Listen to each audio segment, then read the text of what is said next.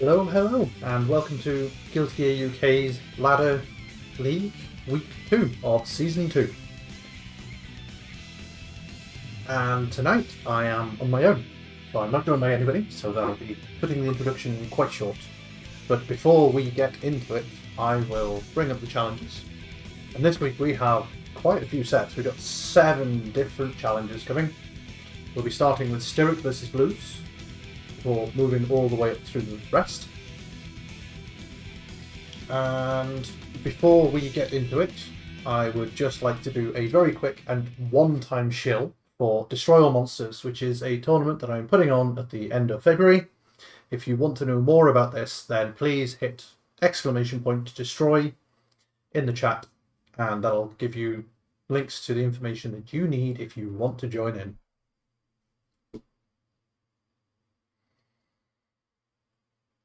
Alright, so I'm just going to get straight into it this week, and we are going to have StiRik versus Blues.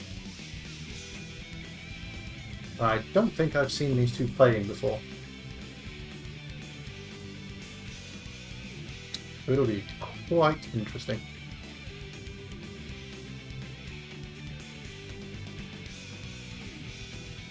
How is everybody doing this wonderful evening?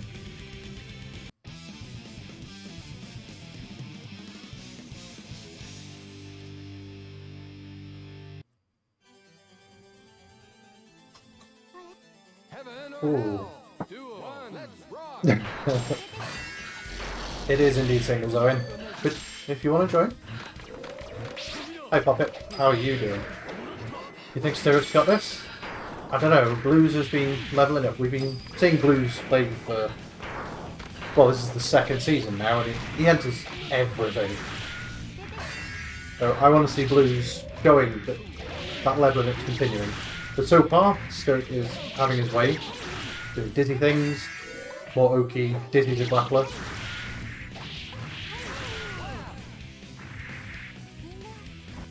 And there we go, round 1 for StiRik.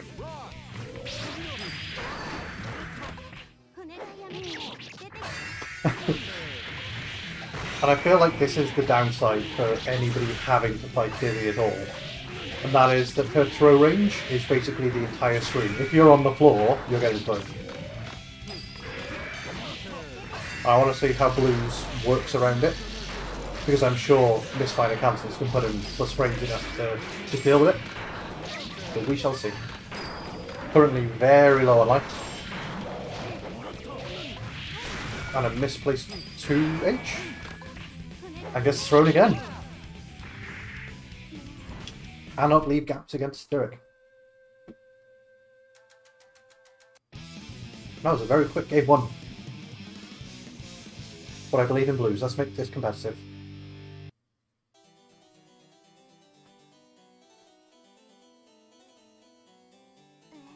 Heaven or hell? Duel. Let's rock.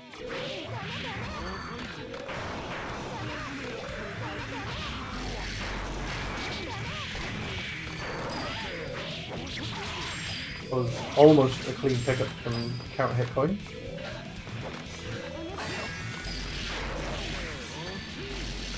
So you'll have to pardon any quietness. I'm trying to do 100 things all at once.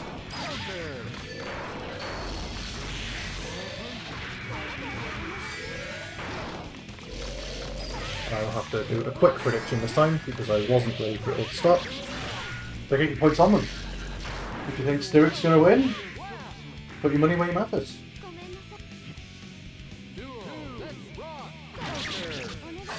Oh, what a counter hit start.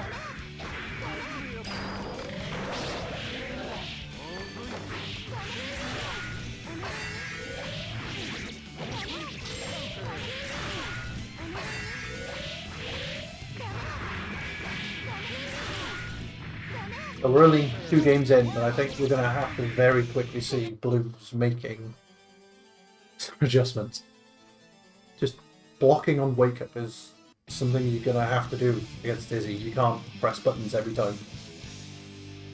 The fish is too strong. Not even Johnny's 2H can get through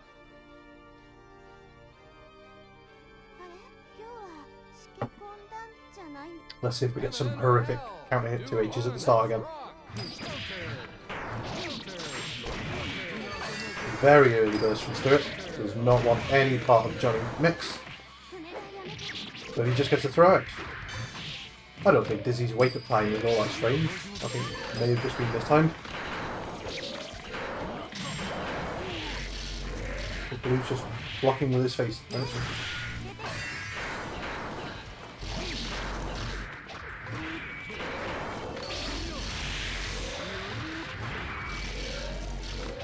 There we go, that's more like it. Placing neutral, let's go.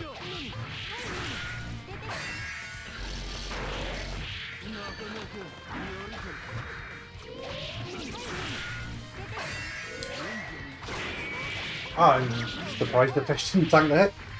Can we get an F in the chat for Johnny?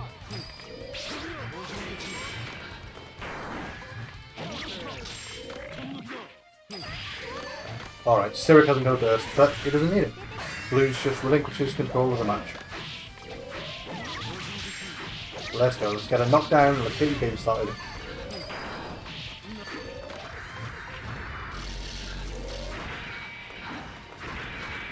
That was a nice FB recognising that this is 2S sort of fucking clean up, yeah?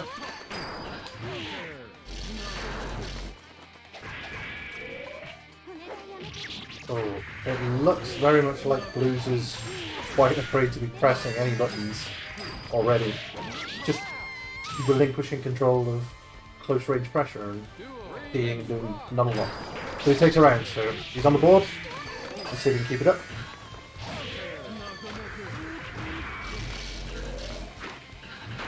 That's it.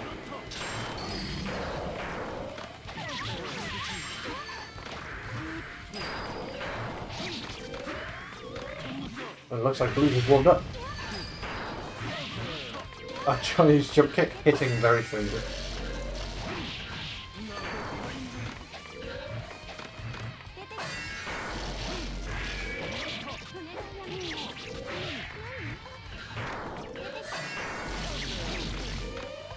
Oh, wake up throw, too strong.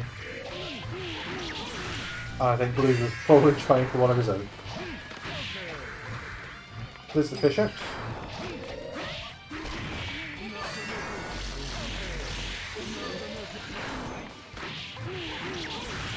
But this is more like it. We're seeing far more competitive game. Let's. Oh, could that one? No. Spoke too soon. Jump 2S. Makes it 3-0 for StiRik. But I think Blues is starting to warm up to the game. And I hope we see a lot more games from this set.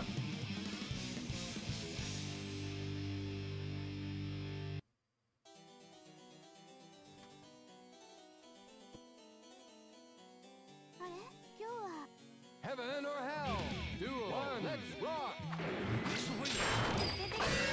He needs to do more jump slash than jump heavy. Is there anything in the game that beats Johnny's jump heavy? Really? That button is cursed.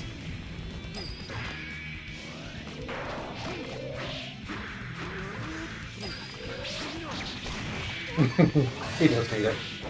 I wouldn't take jump H away from Johnny at all.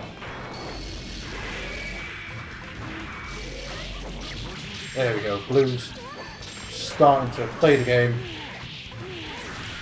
They're just getting opened up by the double overheads and not respecting the fish. The 5k is starting to put in the work that it should because it's Johnny's 5k. But counter hit 5H is not a good start.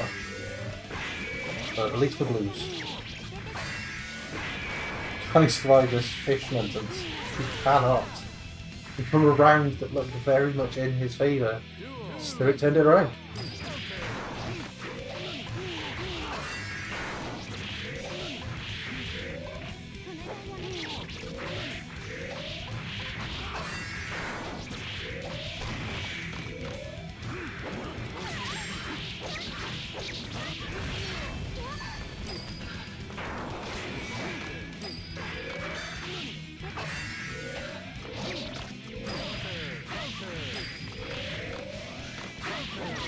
I don't know what I was watching with that transport, but trying to run a stream and talk at the same time is a lot of stuff to do.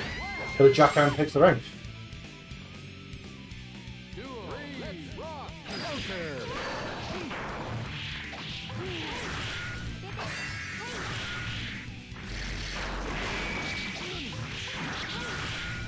Feels like StiRik's conversions are just much too much at the minute for losers. Shows what Johnny can do.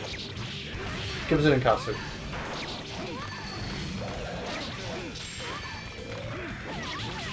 Oh, I did not block that. Nice cross under. Don't. There we go. That's it. Combo win. There we go.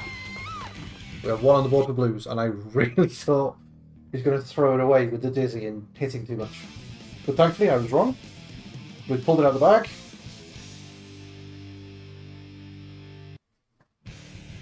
And we have a set.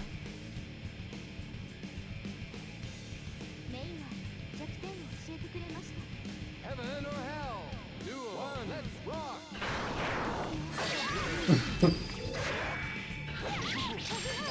Sestral, if you put your points on StiRik but you want blues to win, which one's the heart and which one's the head?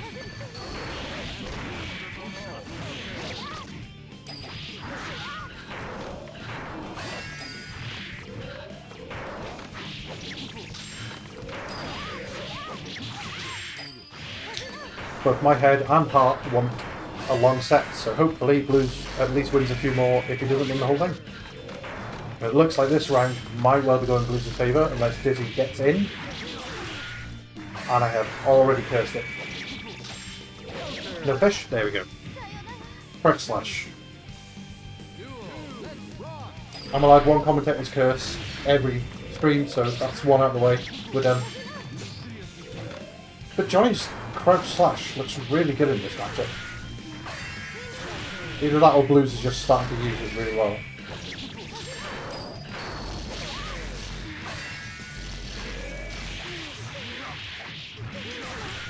Dizzy damage.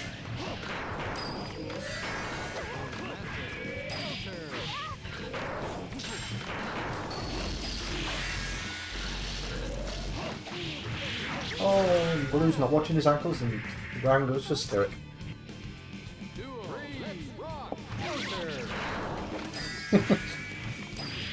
I don't think I've seen a set in this league so far where we've had so many trades at round start.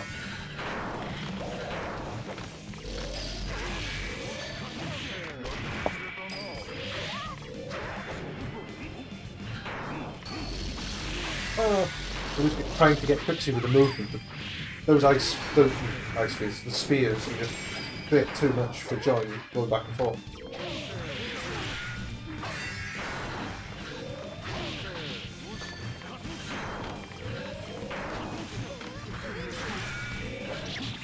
This set has made me glad I don't play either of these characters, so I wouldn't want to play this matchup very much at all.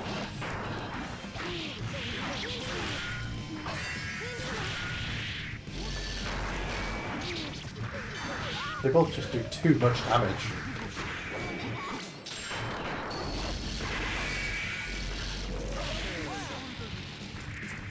Blue's trying to just punch the projectile. That makes the match. Point for StiRik. Johnny likes this matchup, does he? Why? What stops Dizzy keeping him out and then taking 90% of his health in one combo?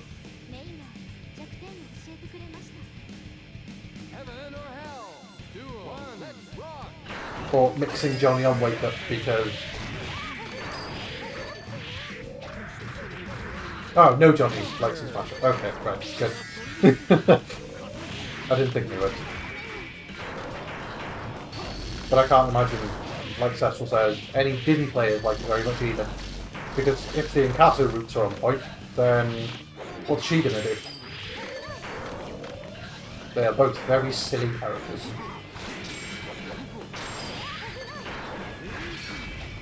Oh, no punish!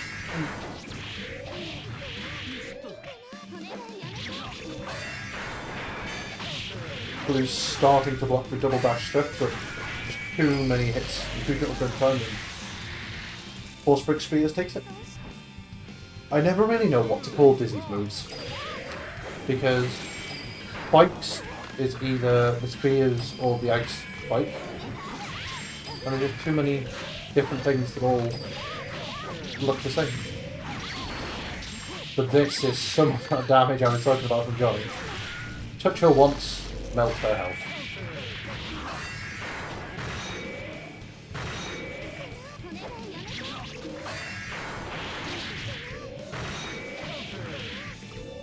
And that was another throw attempt. We know it was. Sorry, StiRik. We knew we got through. Is that going to be it? Don't get hit. Oh. Very hard to block cross-up takes it for StiRik. That is 5-1. And that was a heck of a start. So let me choose my prediction outcome. And I will get the next match set up. Our next match is going to be IGOR, who is a new player to our league, who is appeared last week playing Slayer.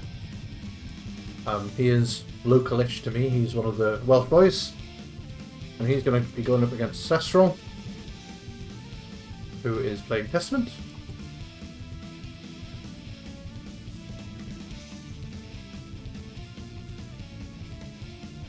And I just have to click on a lot of buttons to update everything.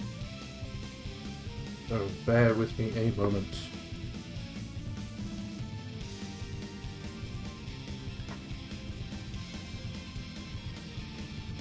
Alright, so we are going to have Slayer versus Testament. This is probably a pretty fun matchup for Slayer. I mean, he could backdash cancel, air dash forward, and just avoid XCP stones. I say just do that like it's just IV air throw. And they started before I told them they could, so I am now playing catch up. Heaven or hell? Duel. One. Let's rock. Alright, let's go. Already I'm confused by hitboxes because Footloose came out backwards, and anybody's going now wondering. That net's still there, there we go, timed out. But didn't time out. Still got hit by it whilst it was timing out. And here is standard Testament damage. No poison though, it's a bit too early for that. Oh, not respecting the net. Nice kind of 2H into knockdown. Sestral with a wicked throw in the curse. And that is bad news. Oh, I missed the mop. I have to assume that mop is a backwards nightmare circular input. I don't know why you would do that in neutral. So the first round for IGOR.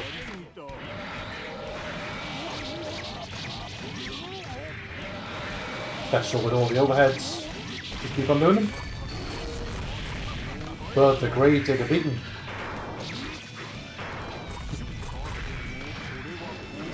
We'll finish up the crosswise here. Mapper Fate 2k, 2k, 2k, 2k. It didn't beat Grave Digger, it made Grave Digger win, and I think punish the end of it. It could have been it, I might be wrong. And here's the poison warrant. And a right for Sestral. These boys are just winning. I love it.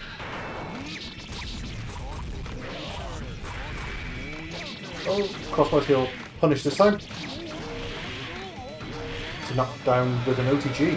Sestral not getting the knockdowns quite so stably yet. I don't know if that's because Slayer's a pain or what, but this could be some damage. Overhead? Yep.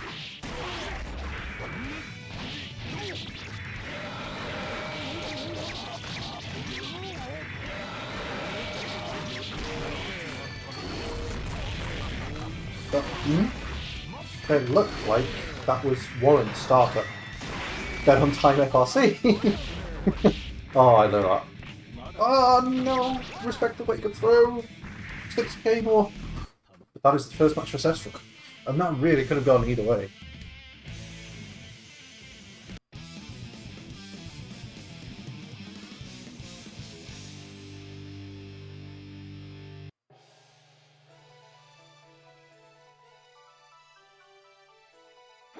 Alright, let's see how this one develops. I cannot call this set yet.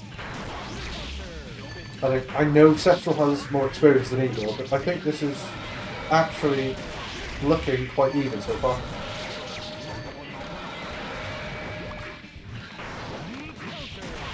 Pick it up, 5 feet? No. Igor's just not ready for the boots just yet.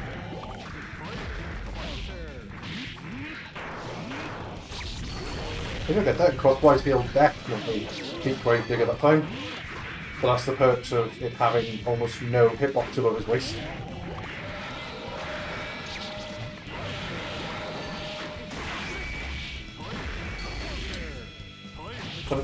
Yep, that's a push combo.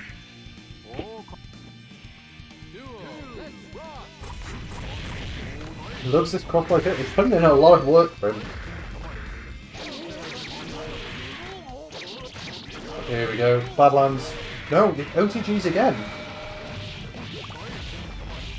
Sestral just not quite tight enough yet with those links.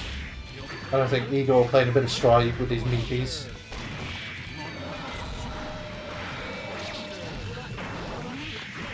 Slow jump H.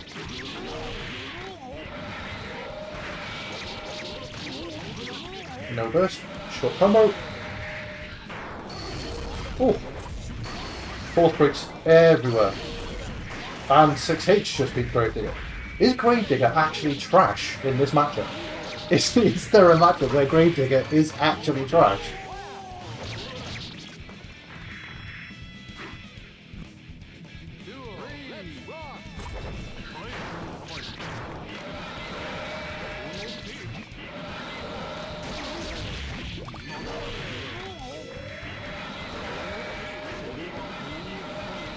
Complexity stalls.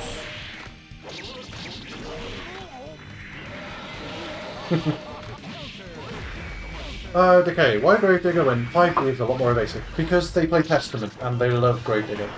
All Testament players do. You know this. Let's see some Slayer combos. Nope. Not quite. Not yet. Anyway.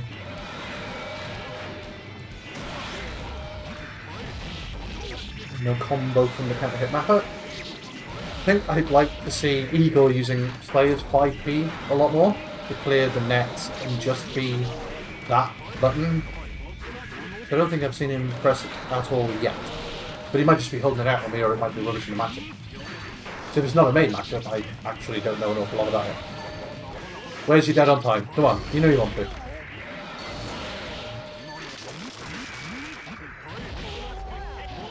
Ooh, Sestral with the 2H through Slayer's 2H.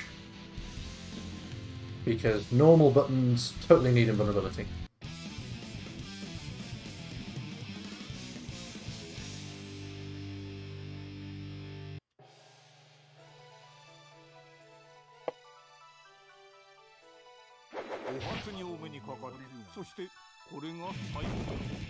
Heaven or hell? Duel. One. Let's rock.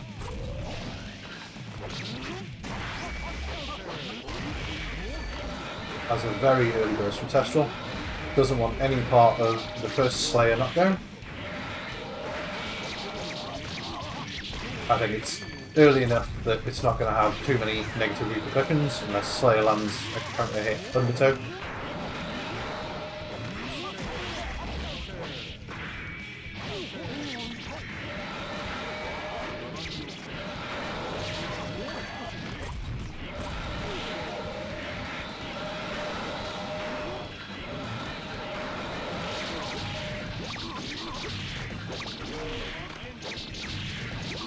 Is this going to lead into mix up? No.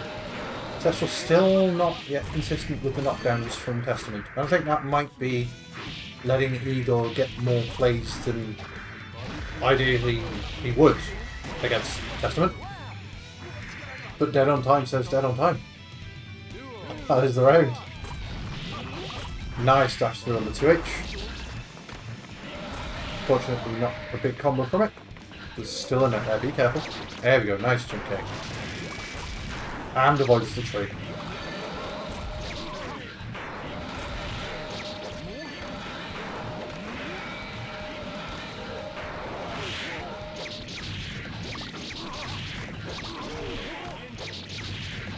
I wonder if Slayer does have a good way to play around Exy Beasts. Oh, missed the link.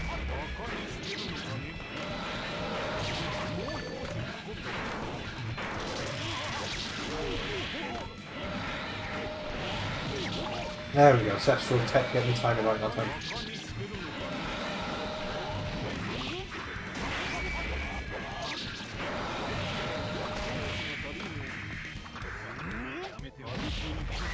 Oh, that's some damage. Don't hit the tree.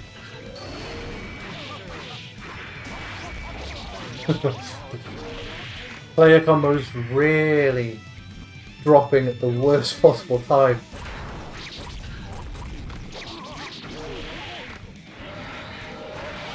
If that 5k, 5k, 5k map had hit, that was the round and match. But IGOR is still a bit rusty, doesn't have quite as much experience as Sestral yet. But we're watching him develop week on week, and it's good. I agree with Mr. Tomato that these meaty close slashes are maybe better replaced with 6Ks for now.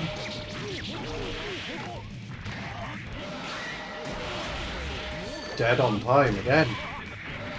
Putting in some work. 5k, 6k, please. 5k, 6k. No! No, Warren! Oh, just dives to the net.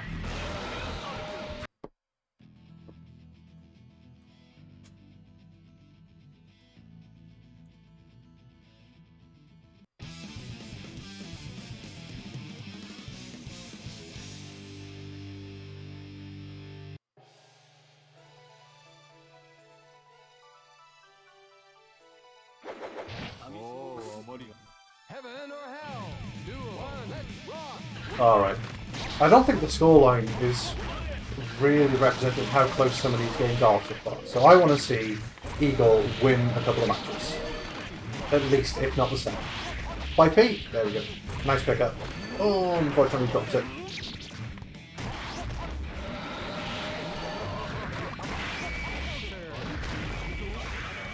That was a bad burst from Sestral. It still went unpunished.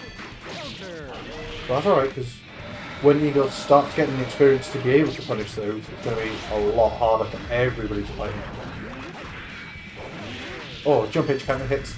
Unfortunately, combo dropped.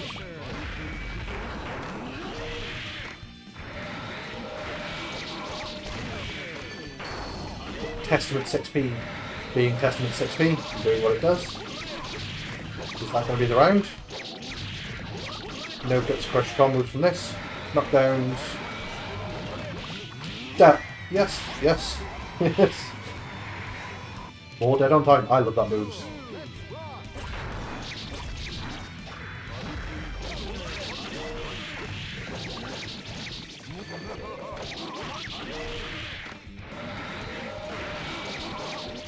Dead on time is one of my favourite moves in this game, so I love having Slayer on screen. My favourite is when it counter hits. And you get instantly stunned, because why not? And there was a dummy burst that went unpunished. The Sestral still pulls the round out. That one was not a close round. Let's see if IGOR can pull it back.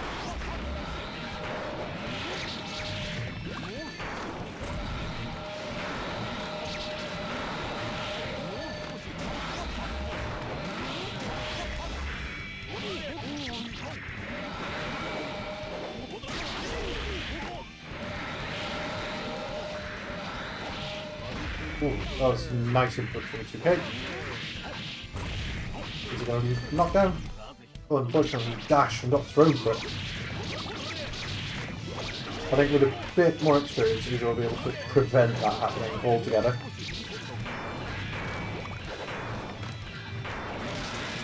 That was a nice to block up my tummy. Oh! Spaghetti! Everywhere! That was a good close slash, and then finish it. Oh, how did Slayer avoid? You're right, jump pitch. Is that going to be the range? Drops it. Oh, this is too close to call. And Gravedigger takes it. This is the closest 4-0 I think I've ever seen.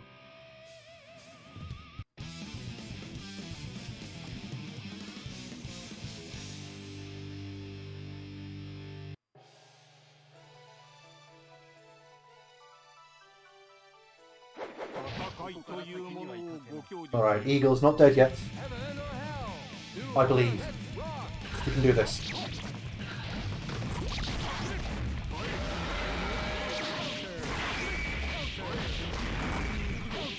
That's it. More like this.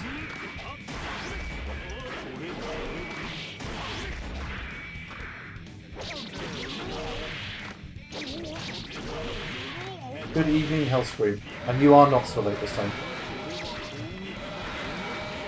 If you've been watching this set, then you are basically dead on time. Because we have seen a lot of that move.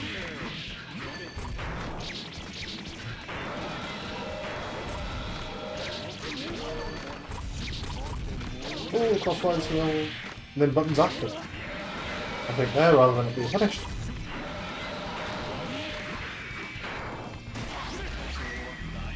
Might mess up with a set, not release. Don't. There we go. That's it. Well blocked.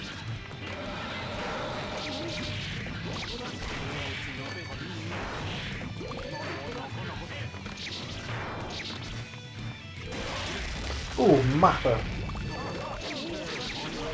How did... Oh, I'm not even going to question how he missed that first net and then hit the second one. That's... Testament.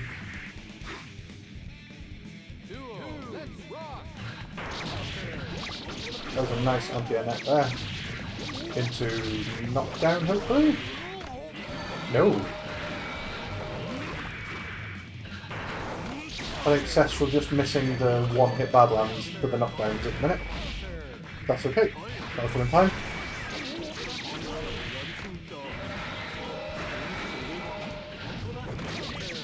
One thing we haven't seen from IGOR are backdash cancels.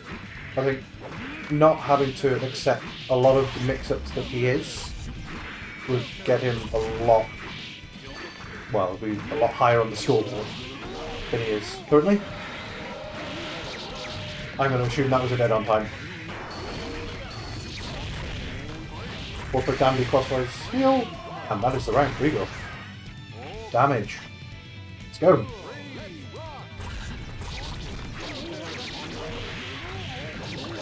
That was an awkward neck placement, but picked up well from Sestral, but then GG.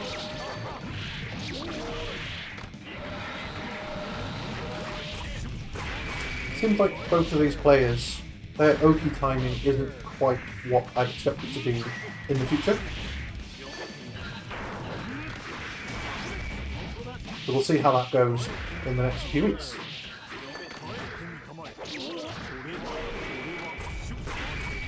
Ooh. Punish. No, we get thrown. I think this might just be a bit of matchup unfamiliarity for both players here.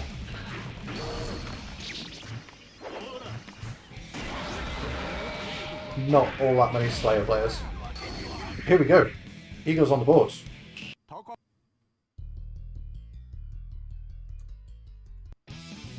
Giles theme.mp3. Why bother timing Oki on Slayer anyway? Because you can still Oki Slayer. Backdash cancels are one frame. He's not always going to hit them. Heaven or hell? 2 1, let's rock!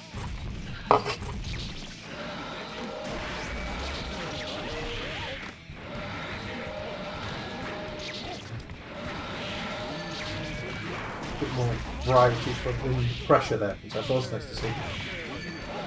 With the 6k coverage.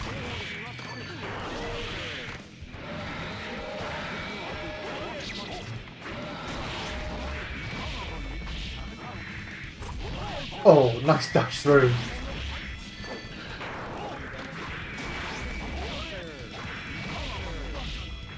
$6k. More 6k please. 2H from Testament beating Big Bang Upper. That's... I'm just not going to question it.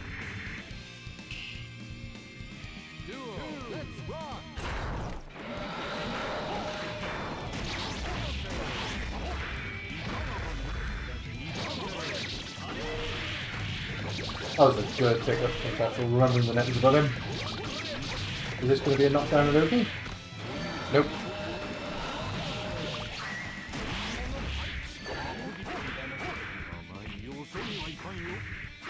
There we go. More 6k. Let's go.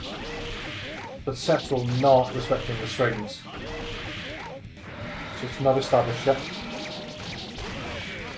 And Testament not needing people to respect the strings because 6p.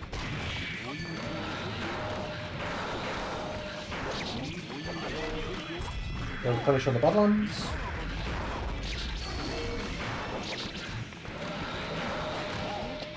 Lots of whiffs.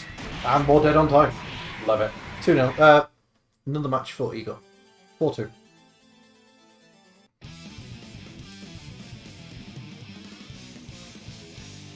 I love just how jank this game is. So many interactions are so stupid. Because why wouldn't Slayer's Close Slash just completely whip through Testament 6k?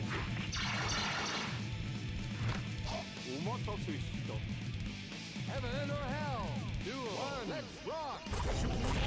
Alright, right side crossbows heal. And a dodge crossbow heal. And we'll be putting in a lot of work for IGOR. Dead on time and crossbow heal joint VIPs from the Slayer side.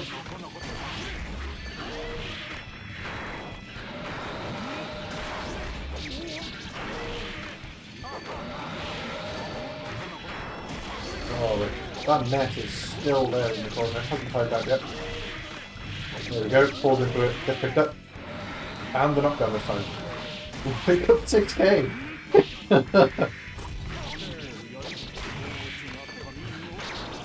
I think that close heavy was the throw potential finish. Wasn't the finish, but we take those. Only gets the first hit of the downward super? What that move called? I have no idea. And crossbows heal. Takes the round. Is this going to be a reverse sweep from IGOR? What do we think, chat?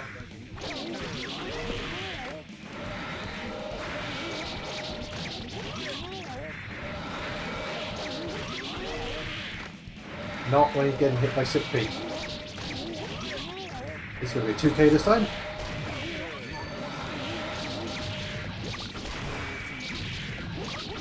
And that's the round.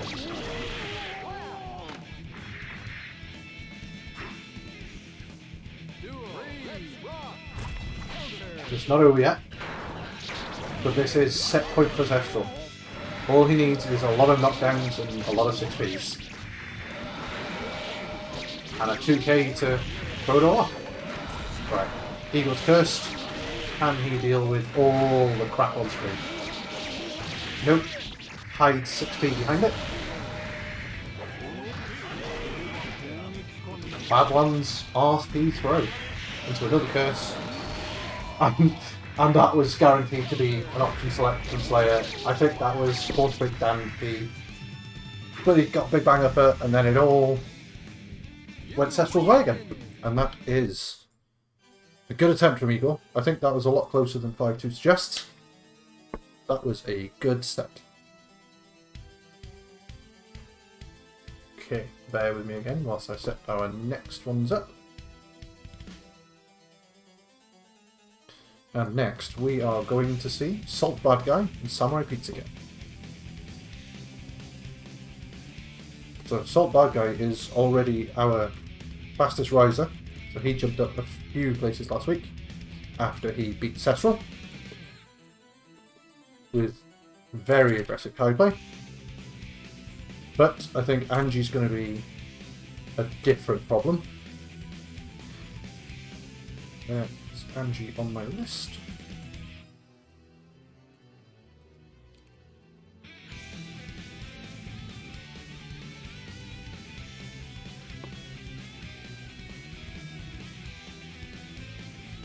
So we have quite a high ranking match for our third place one.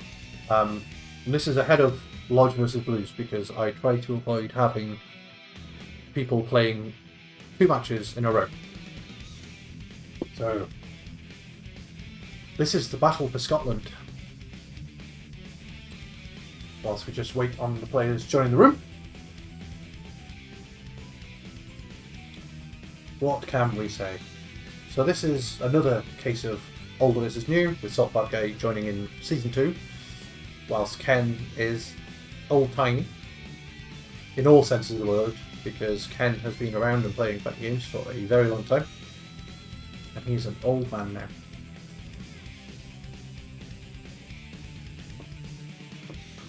Right, let me start a prediction.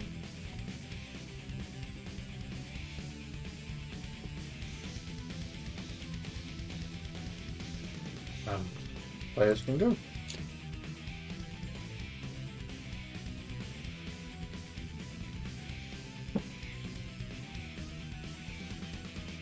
So I am alone this week because my current partner in co-commentary, Mr. Bernie Hands, is doing real life. Okay.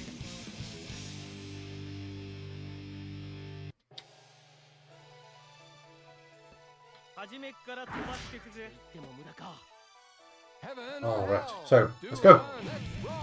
Angie versus Kai. Ken versus SaltBadGuy.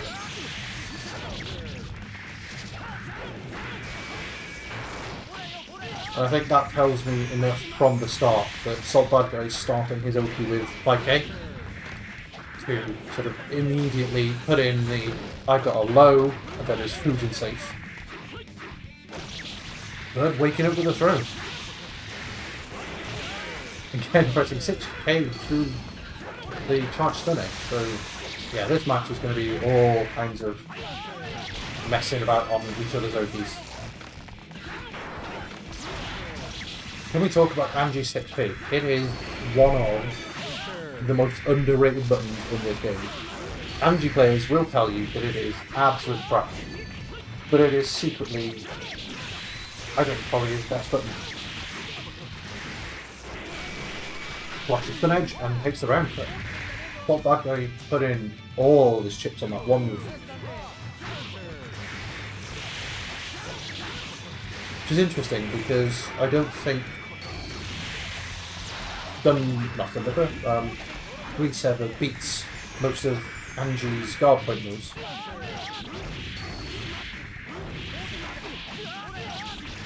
Ken with the character specific pickups.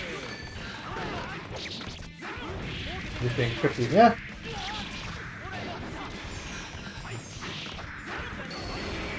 Well, Ken doing a good job of backdashing. And that's something that's been added to his game quite recently. So Ken has been doing a lot more backdash 2D at really good timing.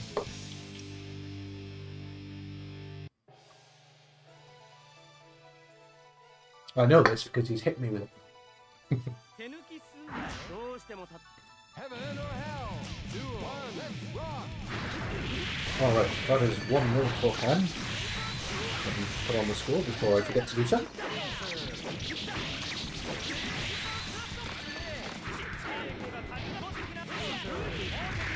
Well, I don't know how well these two actually know each other, but they both seem to know the matchup well enough. And Ken showing just how ignorant Angie can be. Fujin's through stun edge, which is 6p through stun edge, so SaltBadGuy is going to have to actually keep in mind that he doesn't yet know what Ken's preferred answer is. It's just him throwing out projectiles in neutral. Even if that'll mean that later on we will see fewer of them. But Ride the Lightning hits.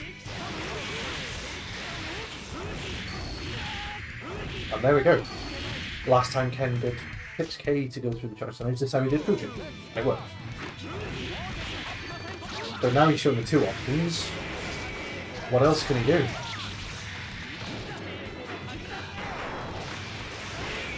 That was a nice dash for FD Brick. But misses the finish on the Reseller.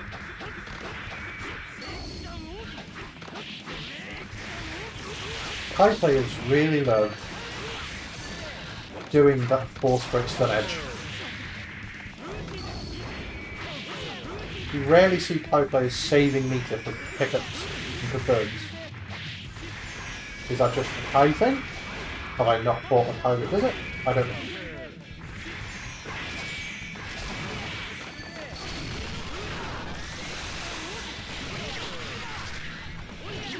That was a nice bait on the way through. I think Ken could have got a pick up off that if it didn't kill. That is 2-0. Ken looking very strong.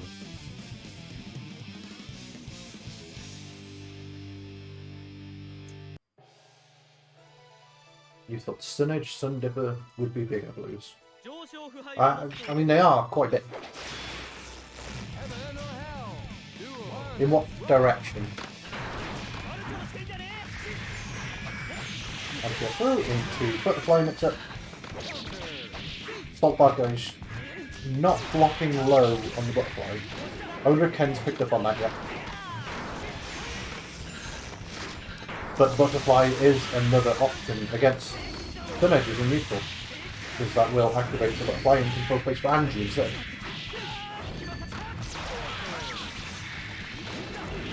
That was a nice 6k wake up. 6k is such a good button. Angie has lots of good buttons.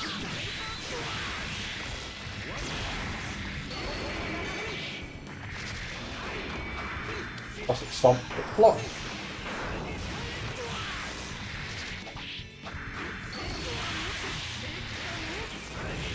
Spooking through the Stun Edge again. That wasn't a punish, right? That didn't look like a punish to me. And Stun Dip against Stun Dip Shih Tzu. Okay.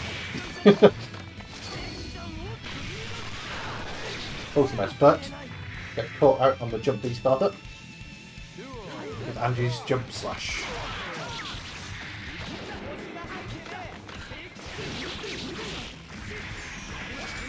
I'm not blocking low again. I wonder if... There we go. Now he can do it. So he does know that Shih Tzu's not an overhead with that boss break.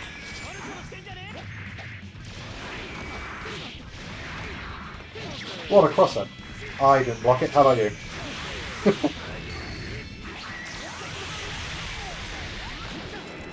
There we go. So SaltBadGuy's out, but not for long.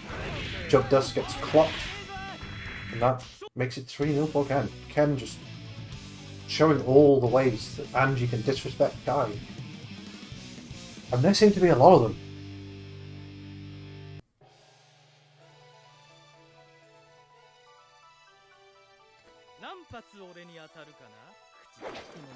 Heaven or hell? Do one, let's rock!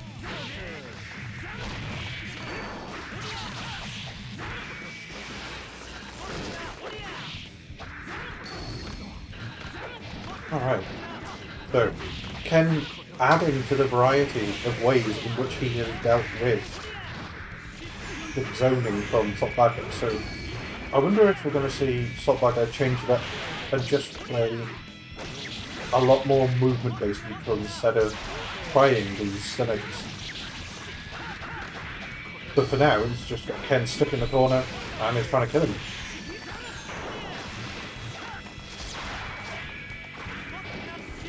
No punish on the Stun Dipper. We're just going straight in.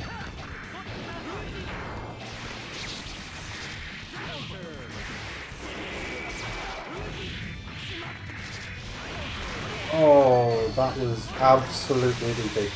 Or a throw. No, it was 3k. That's 3.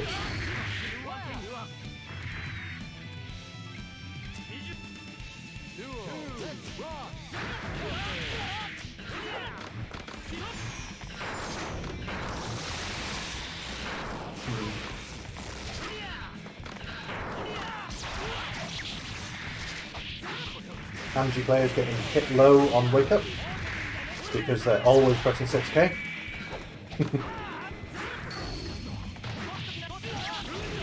And here we have 6p just doing its avoidance thing again. Plus frames. Extending the pressure. SaltBadGuy waits for the gap and jumps out. That's good patient defending there.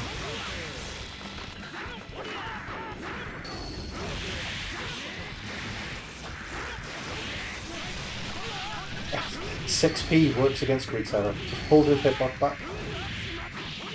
And does he have the meter? Nope, not retreating for a full fit Shih Tzu.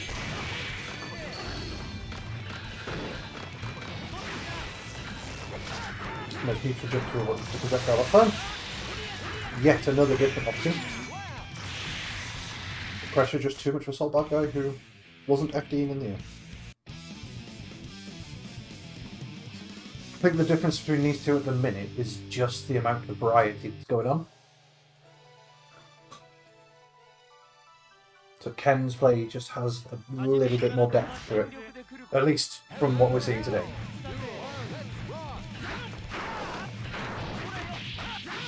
But Ken has been grinding the game hard, but really good to see him level it up.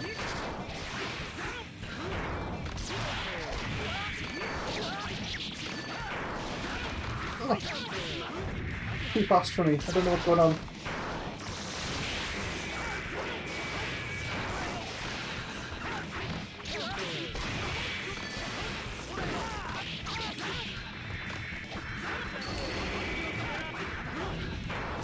There we go, Ken showing that he knows to pop low on wake up. Because, I mean, what else is Kai going to do?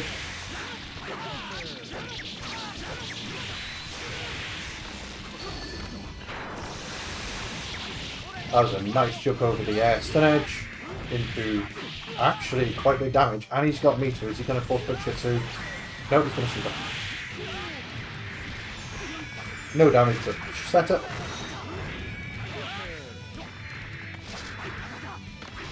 And finally, showing some Nagiha follow-up. Anti-airing Angie is such a pain. His jump dust is so very good for changing his momentum.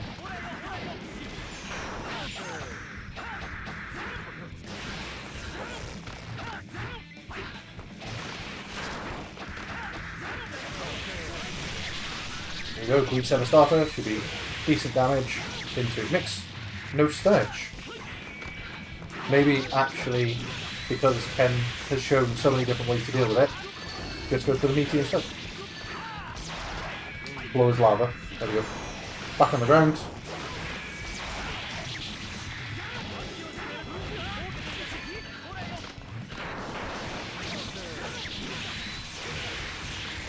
SaltBadGuy just changing his timing, and that pays dividends and wins him the round. Slight tweak to the tempo, and it throws Ken out.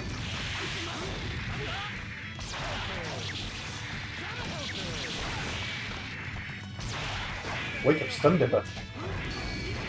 Twice in a row. Is he going to do it again? No, he's going to block the butterfly. And Buddy does it out of pressure there. Hits him up the corner. I think all three have hit this round. And no, I don't know why Angie's jump slash needs to cross up like that.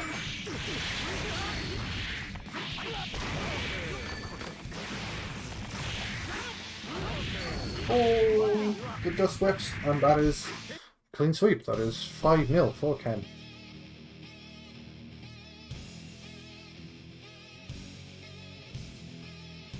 Okay, let's get our next challenge lined up. We are going to have Lodge versus Blue.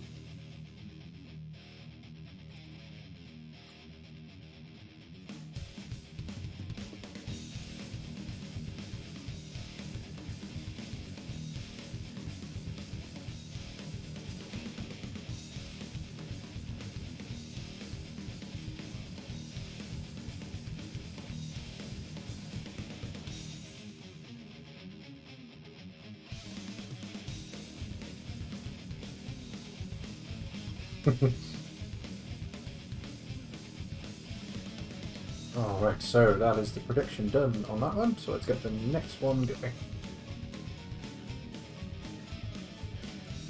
So, for those who didn't see Lodge's first appearances last week, Lodge is an Eddie player from England, and I was quite impressed.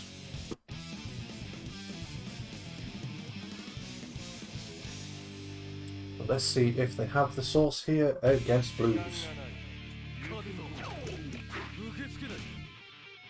Heaven or hell?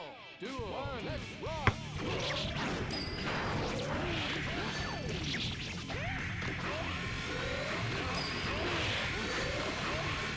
I have absolutely no idea what this matchup happens to look like.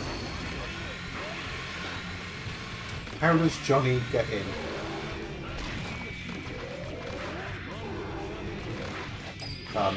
Do we have... What is going on? Are they...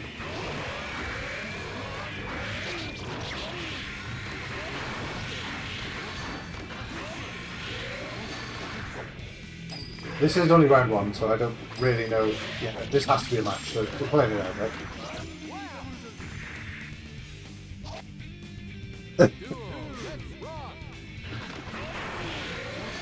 Yeah, they're playing. We are in, alright.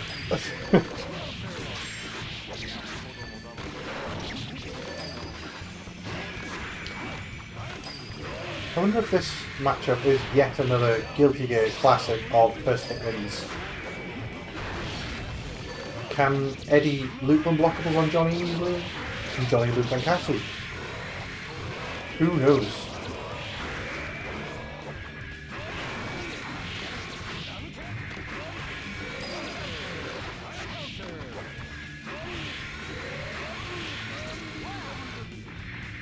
But Lodge, I think, taking the first match?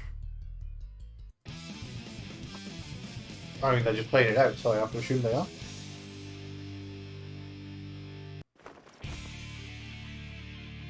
Alright, that was a very confusing match, so let's just give Lodge the one and start from here for me. Alright. Nice pickup from the round start. Coin. It's not a blues match unless he does Divine Blade from directly above you.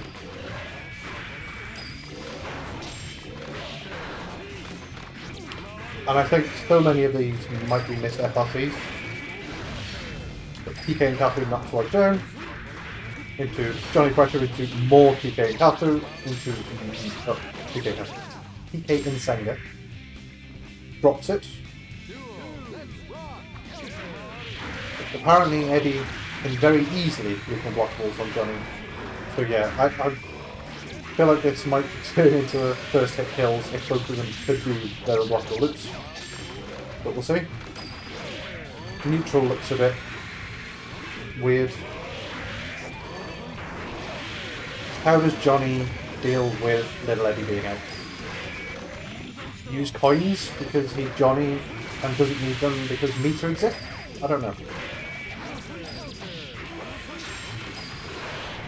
There we go, coin picks up Eddie just as I say that. Jackhand also probably a very good pick. Oh, that was a very well spaced jump slash from Blues, making it 1-1. Just avoided Nobiru by the skin of his teeth.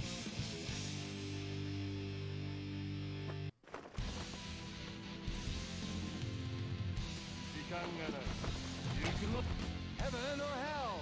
Duel. One, let's rock.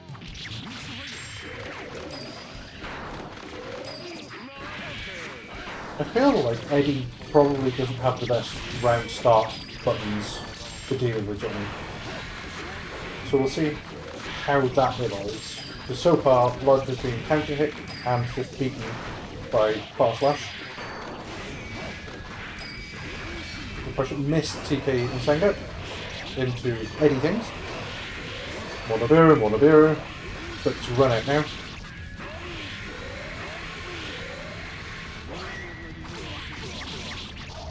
Alright, we have our first J.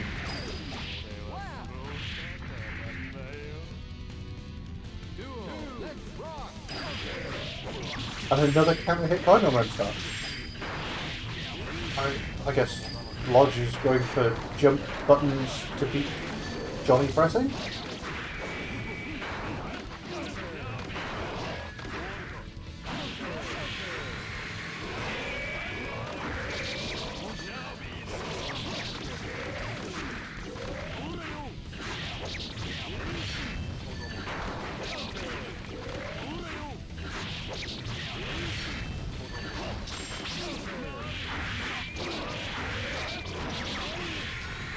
So far, we haven't seen any encastles from Blues.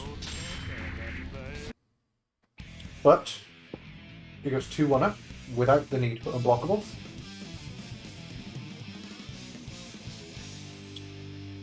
maybe Lodge just needs to rethink the round starts because it just snowballs from there.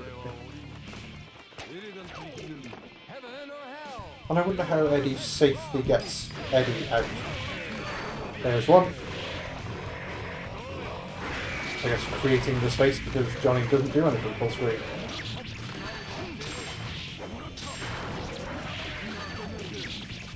Nice recognition on the hit that you want to pick up from it, and just go to the upper. Into mix. Mix. The blue just manages to press out. And we are back to neutral.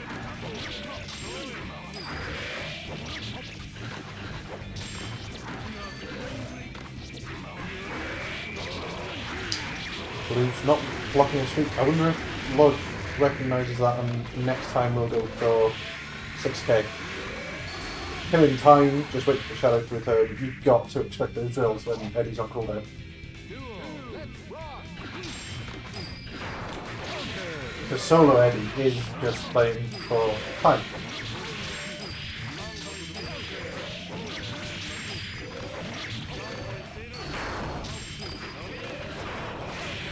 That was a nice Nibiru burp. Eddie was supposed to block the Divine Blades. Oh, killing Joker. I don't know, whatever Johnny was called. But we are out of Eddie. And Lodge just moving around, trying not to get hit. Now we have Eddie back, so let's see what we've got. Are we going to see this getting loaded?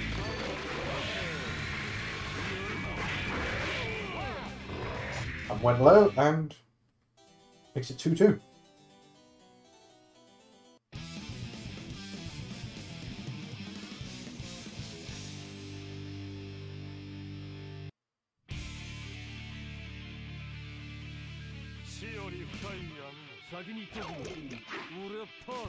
Heaven or hell? Duel. One, let's rock.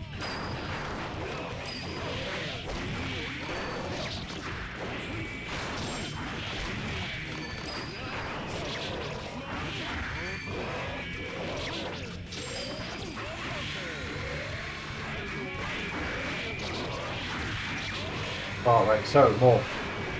I look away, come back, and we are back. Oh, cross of Shadow Gallery, that is gross!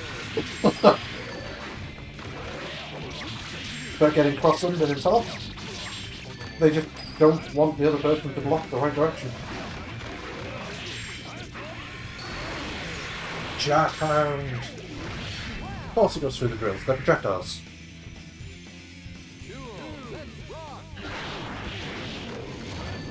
But that's...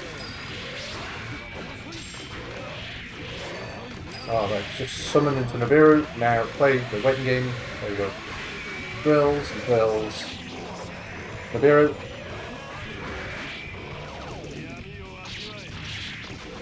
Into puddle, and just for a little bit of extra damage. The blue is not bursting. The level 3 misfire now. Pick up. No, drops the combo. I assume that was a Jackhound missing, but.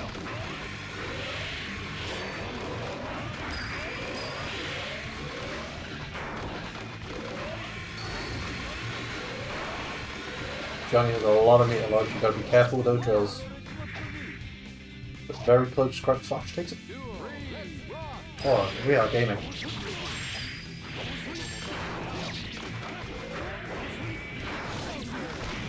Coin does seem really strong against Little Eddie.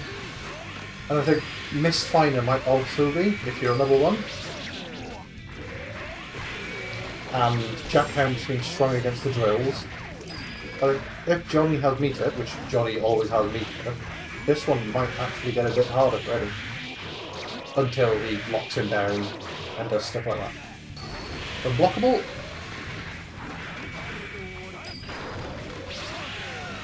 Oh, dunk. Eddie's back, let's see. That was a very good escape from Lodge. She waited for Blues to commit to something and super good battle. Caught swinging. This could go either way at the minute. Blues just jumps into the drill and gets caught not was defensing the far slash in the end. And it's 3-2 to Lodge. So for those that don't know, Lodge actually stands for Love of Justice, and they are an answer player from Xrd, at least before this game. So it's interesting to see them playing Eddie in this game.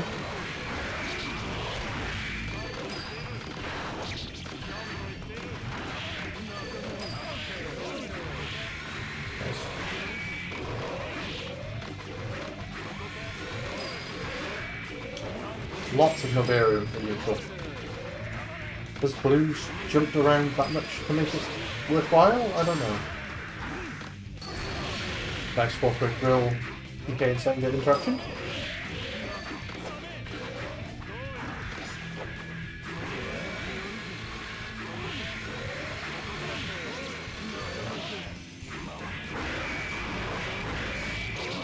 I'd like to see a little bit more Vice summon in the corner in the future from Lodge. But so far, I quite like it already. Looking pretty good. I look forward to seeing more. Why wouldn't Johnny's buttons all just beat Madeira?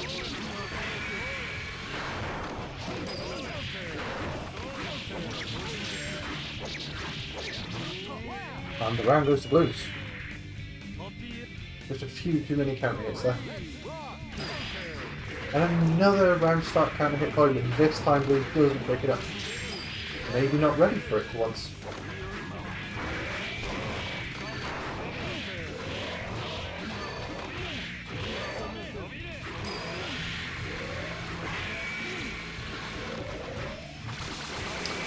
Level 3 this one. Hang on. I'm not paying attention to Johnny's levels. Does he get a level on hitting Eddie? Little Eddie. He can't, right? That's some nice movement from Blues, just avoiding everything. But getting caught, not blocking low. There we go.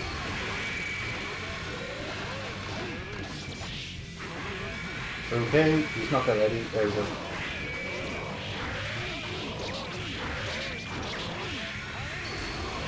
Unblockable and match for Lodge. 4-2, Lodge is on. Set match. Can Blues bring it back? Or will we have Blues drop twice in this week?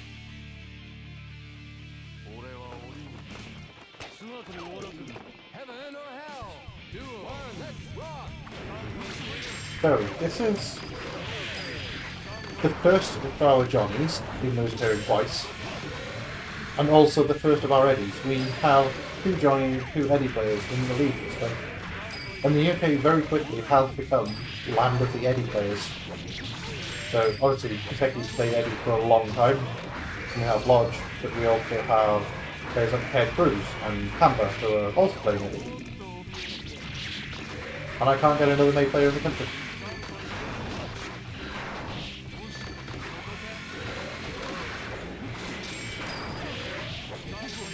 Come on, Blues, I'll play Giles theme for you. Let's go.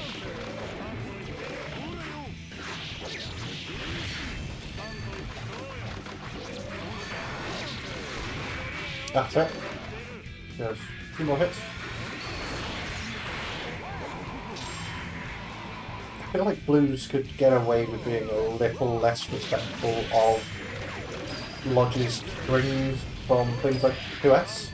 Is Johnny's jump too slow that crouch slash into drill hits him pre-jump? Can he not air block it? Because at the minute he's letting Lodge use buttons into summons and get away with it. And that is one of 2 things you don't want to do against Eddie. Just allow him free pressure. Because that is a bad time. That's a lot of drills. Oh.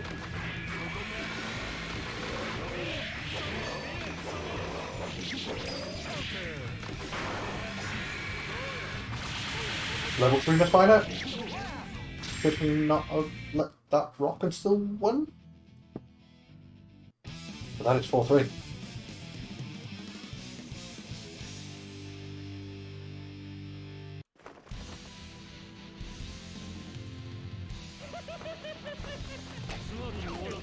Heaven or hell? Duel. One. Let's rock.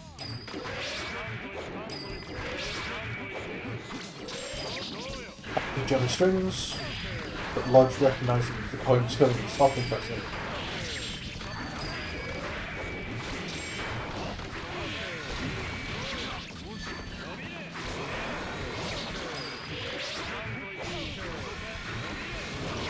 Still a lot of Wiknaberu.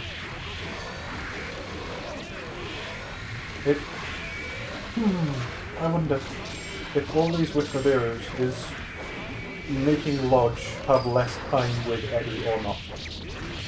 Because obviously if you use Nibiru, it uses the amount of the bar, whether it whips or not. And some of them aren't really in spaces that Blues can get into.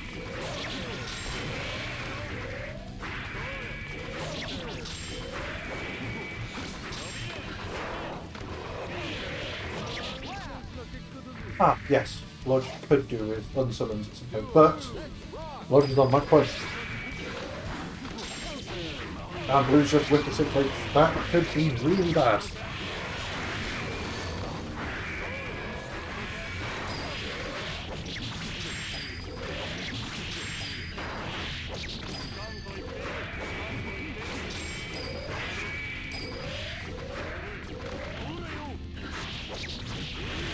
Blues' pressure is being respected there.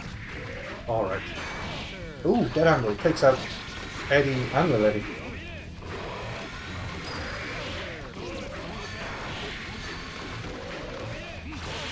Level 3 misfire into not the kill.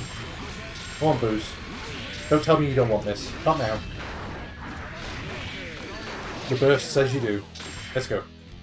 But you're not going to have your burst for this round.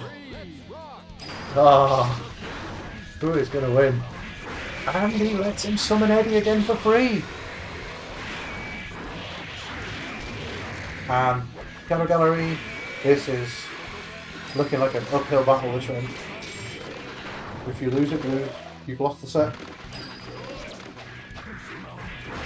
And more summons into... more pressure into summons just being allowed. Unblockable? No. Nice try. Goodness the Adash. Is this going to be the comeback?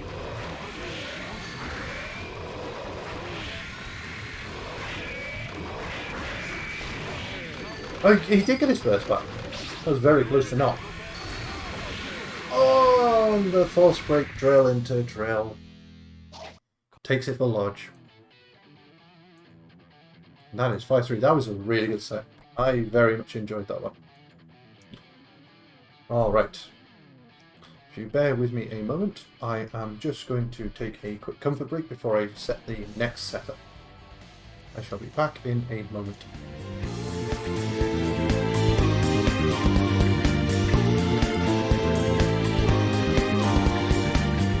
Think you got your game found out. Do it deep, get 'em 2 steps ahead, yeah. So, step into my way, stand out. It's a trap, one more step, and you're dead.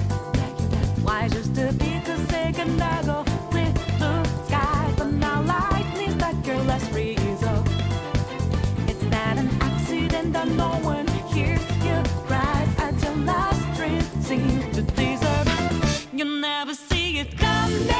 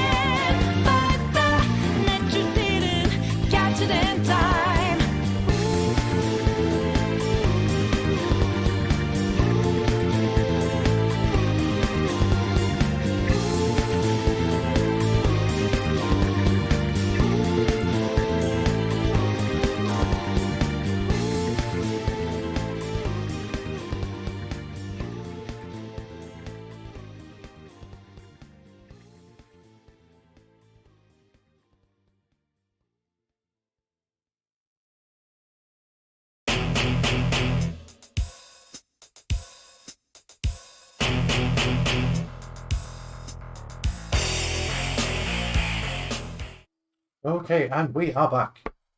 We are going to have Godpress versus SamuraiPizzaKen.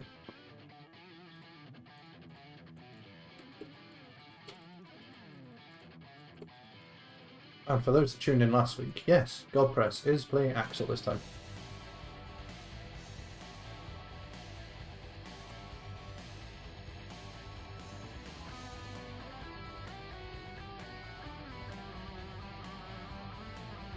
All right.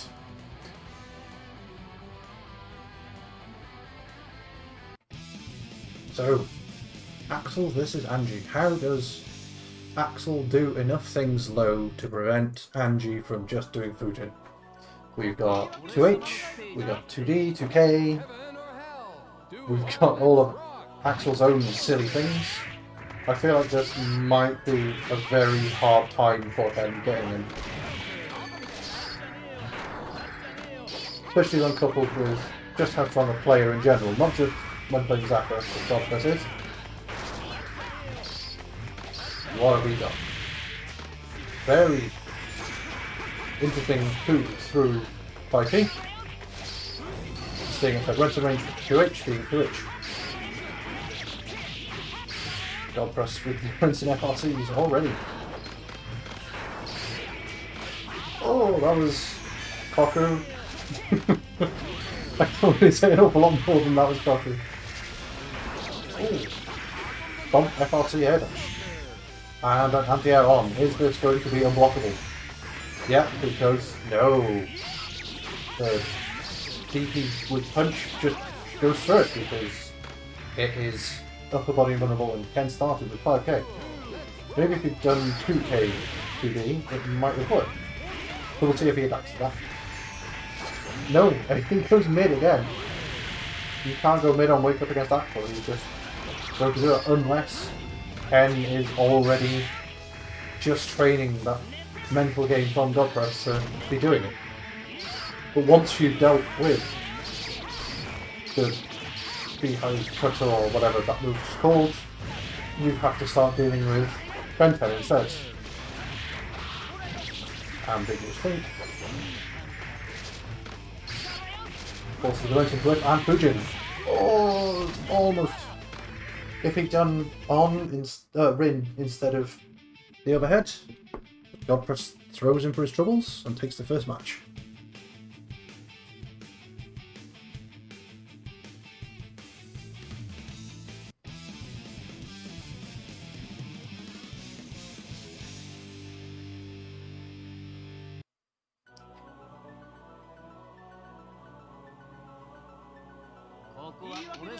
Alright, that was a very quick match.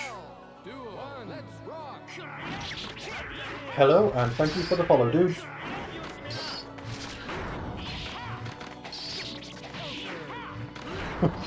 Already Godpress completely changing the pace. Making it a lot slower, forcing Ken to get in. And thank you for the follow as well, Better Than Disco. Alright, so what can Ken do? Fujin through Renson, that is a good thing.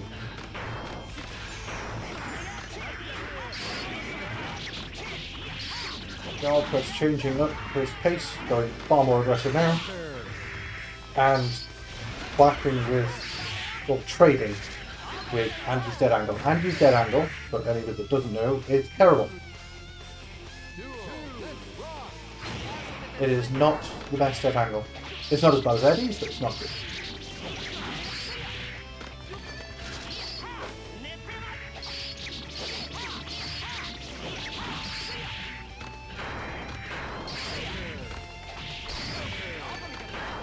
Godpress is showing off his execution in a minute.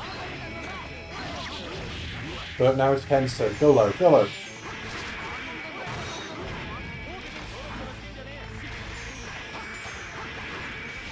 Godpress is not showing the DP anymore.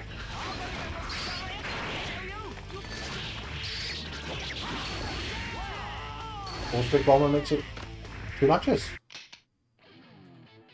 Godpress's Axel already looking kind of strong.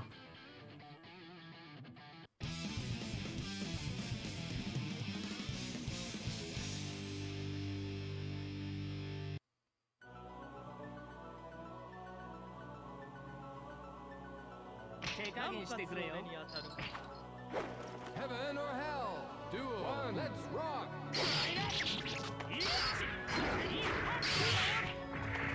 Round start 2H from Axel. Wonder if that is she's trying to prevent 6H, Fujin, so many of Andrew's things. But Fujin's through the 5B can do the pickup, and is he going to get the open? No DP again from Godpress, but he got it!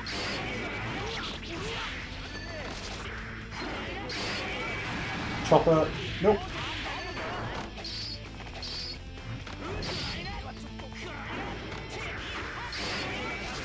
Ken showing that occasionally some people do block Axel's 6H.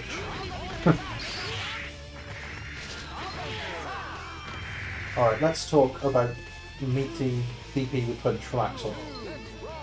I promise you that was run up to 3D. The number of times I've seen it and just laughed at my free punish and enjoy Axel getting screwed over is very high. Stomp is plus. Don't be pressing after stomp.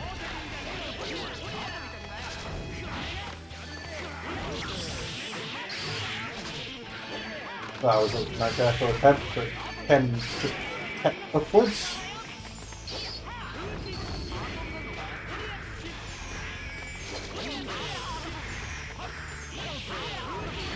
Here we go. Let's go, Ken. Change up timing. Change the buttons. There we go. Fujin. Let's get gaming. You gotta think though, how much has Ken's previous set taken out of him? Because this is Godpress' first of the night, and he does have another one coming up later against Kiseki. But Ken has already played one set. And gets hit by dust, which reaches far too far. And we have loops. They dropped it, but we still have loops.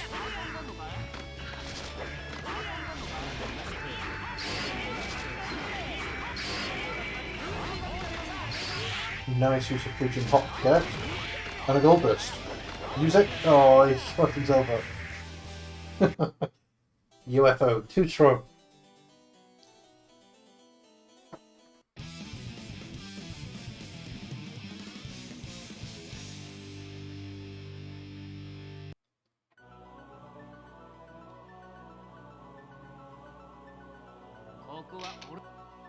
But the Axel's UFO move actually got nerfed coming into plus R, it seems. Because I swear it used to have an FRC point on the way down. And now it doesn't. So if you get hit by it, you do get a full punish unless he's going to burn half of his meter. But first you've got to not get hit by it.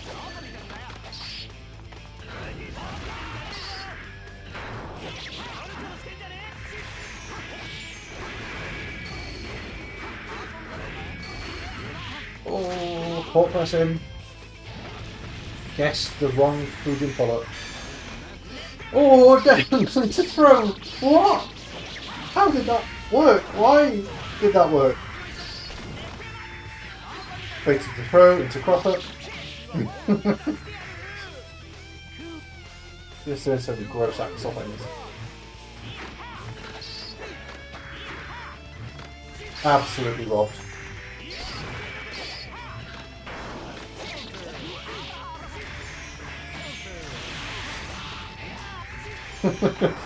And almost like Ken had something to prove about gross cross-ups.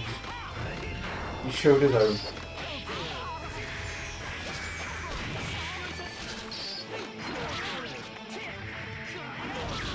Ugh, Fujin 6H is not a good interaction. Not for Angie anyway. Oh, there we go. Less of a bad interaction when it's timed properly. Nice hop into throw follow. Godpress is not ready for it. I think maybe looking for buttons to counter or press in between. Just rinses his way out. Ah, oh, gross. And mistimed his meaty.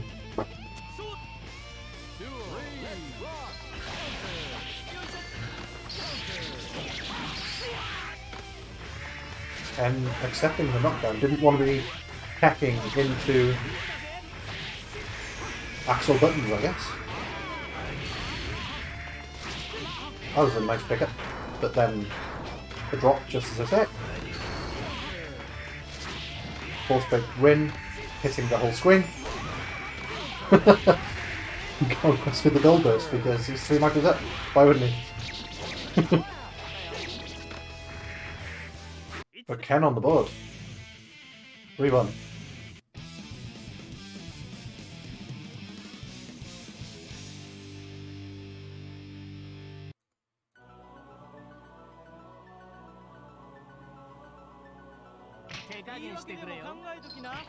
Heaven or hell? Duel. One. Let's rock. Oh, 2H is such a good round start here, I think.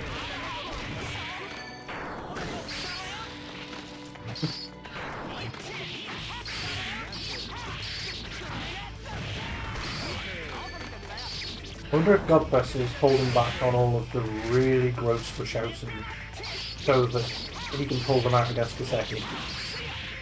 How much is he trying to keep in the tank so that his challenge later doesn't get to see it?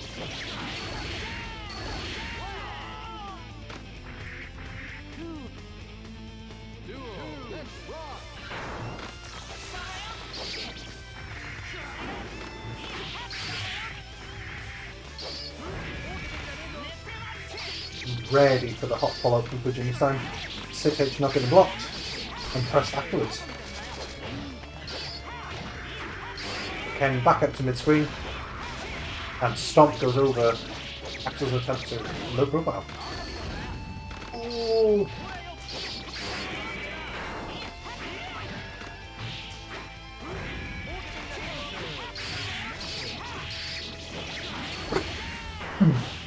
Excuse me.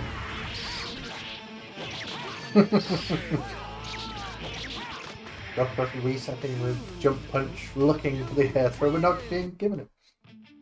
And that is 4-1. We are on set point for Godpress.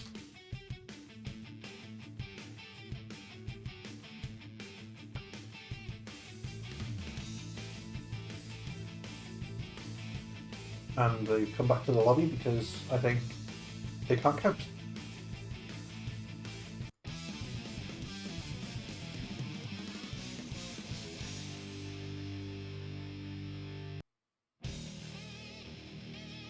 Oh yes. Feel of Fear in Hell. This is going to be a hype match.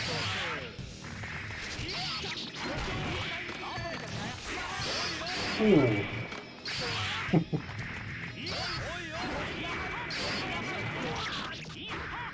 And it's all going Axel's way at the minute. Ken hasn't had an answer for Godpress's pressure yet. He's trying to find the right answer, but he's just clicking the wrong button at the wrong time at the minute. Needs to stabilise, just pull it back together.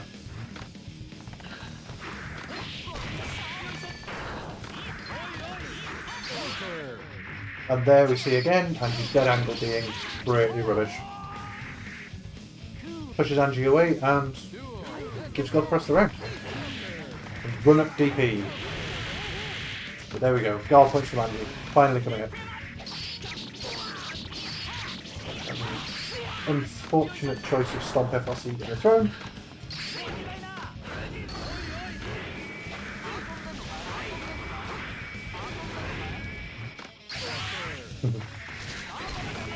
I feel like if Ken wants to really be challenging Godpress and making him worry about things, he needs to sort of really start to build in a lot more of a throw game. Because at the minute, I don't think Godpress has got anything to really be all that scared of, outside of his own reaction time not being fast enough. Almost a great pickup from Ken.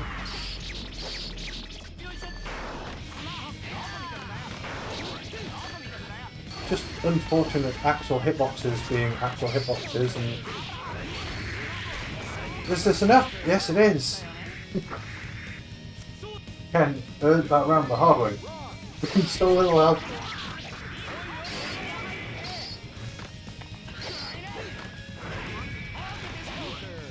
5p. On, let's run the mix now.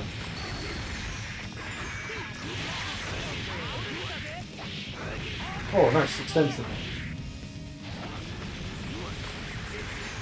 Low. Nope. Ooh. Ooh, Axel DP just getting him out completely. Moves him forward far enough that Shih Tzu doesn't do anything.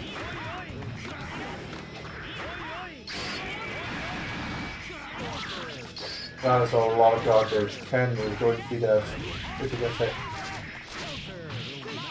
Oh, he's got it. He's done it. Yes. 4-2. The overhead RC. Just taking the round. And welcome, OJ. Yes, Godpress is playing Axel for this league because he wants subs. He is developing Axel and Robokai. But of course he's still actually playing Zappa. Nice mutual jump with a 6H on the round start.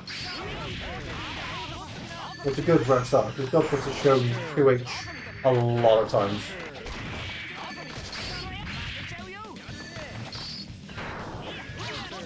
Now is a nice guard point on Pierre.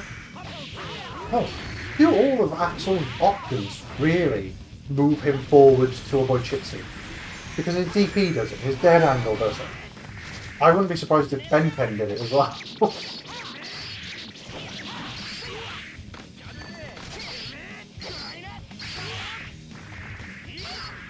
Actually getting the run up 3p this time instead of PP.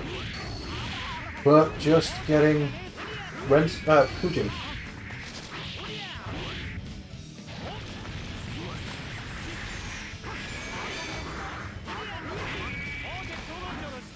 Not ready for the hot throw that time. Been a hit and miss, the reactions to that one from Godpress so far.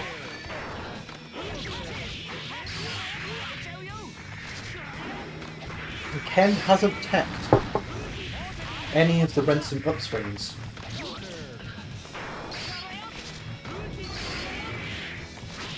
Maybe he doesn't need to when he just uses Rin to go through Renson.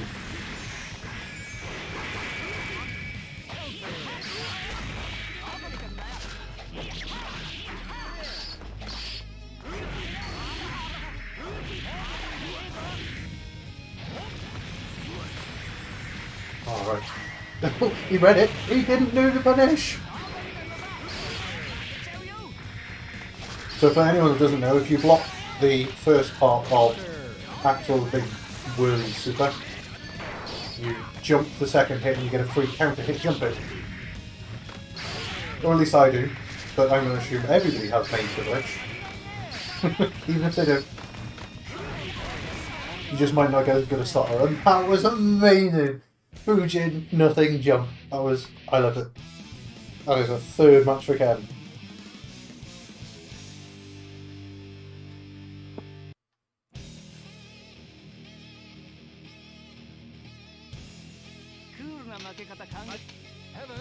I think Ken pulling out the sick plays. Oh, I love watching Ken play. He's one of my favourite people to watch. Godpress just getting hit by a lot more Fujins now. I don't know if it's a change of timing, tempo, just not being ready for it. But there's a lot of Fujins hitting there.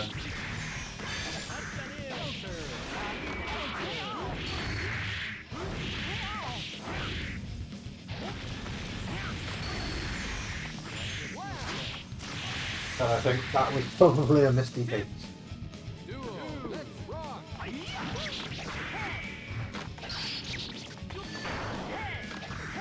Oh, is Ken going to make this 4-4? I would love to see a final game.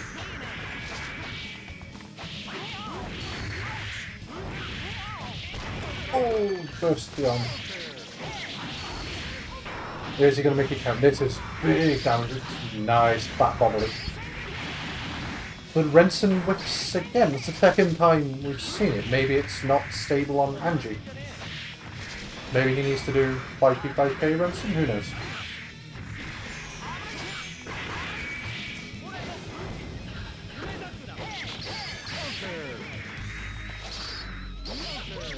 Stretch. Pressing buttons after the stomp. Oh, who's gonna win? Fujin through it. And doesn't follow up. Oh my god. Ken, stop playing with me like this. 4-4.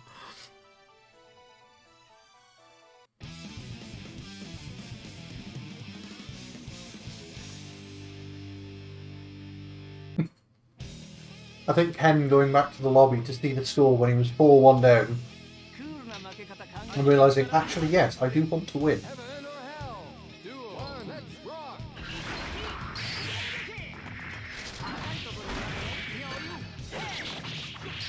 So, I think for Godpress, it doesn't necessarily matter if he loses this one. If he can beat Kiseki's Eddie later on, he will still go top. Because results are applied in reverse order. So because Ken versus Godpress, total ranks has a higher value than the sum of Godpress and Kiseki, that one gets applied first.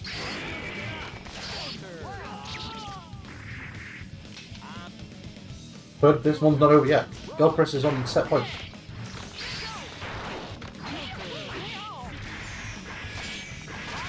Oh, Ken showing he really wants to win it.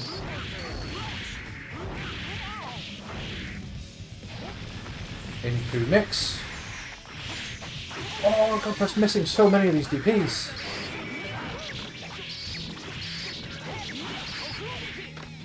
Goku Diki.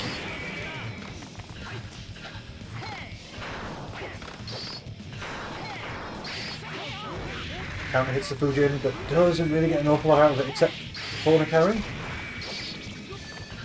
Oh, has Godpress won it because of that bad burst?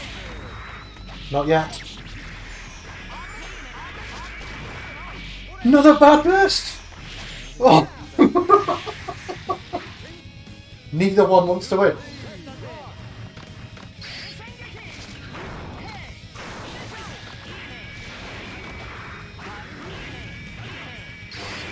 I can't call it. I cannot call this set at all.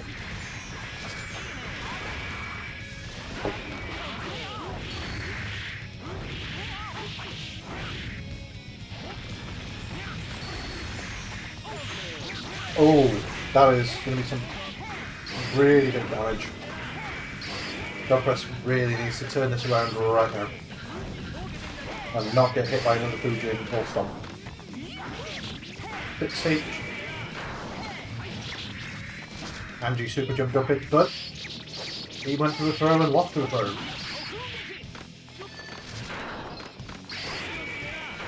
Oh, who's going to win? Managing to out-jump Rin. Getting hit by the dust. It's combo! Yes! Could he have gotten more? Oh, he wanted to throw! He wanted to win with the throw! Oh, and he's got it! Fujin. Fujin the god. That is 5-4 for SamuraiPizzaKen. What a set.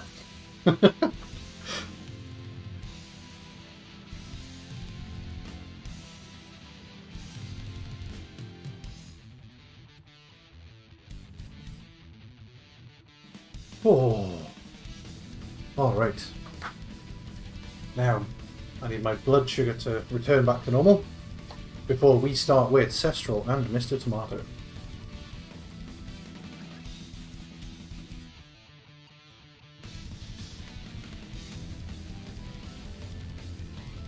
I hope they don't stop before I'm ready.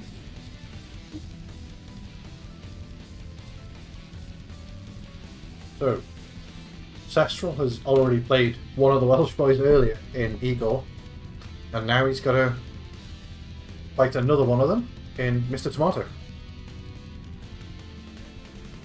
Alright, let me set up the predictions and fix the last one.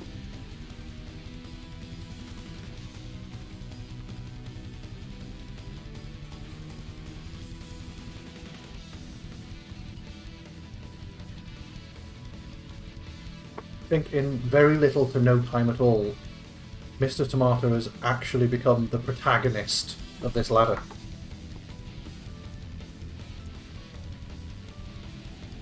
And I know he's played more than enough matches against Testament to know the matchup really well. Because I think he spends all of his time in quick match, and there's tons of Testaments there. And I think if Mr. Tomato is the protagonist, I mean, he's already causing people upset. We have to have Slack Mage as the antagonist. And I know we haven't seen him playing yet, but he's in the league, he just hasn't made a challenge.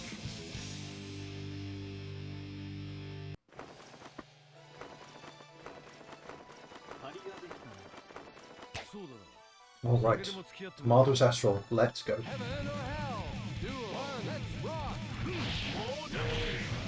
I mean, he starts by getting opened up by the 5D, but it doesn't give him knockdown. I think maybe Sestral just...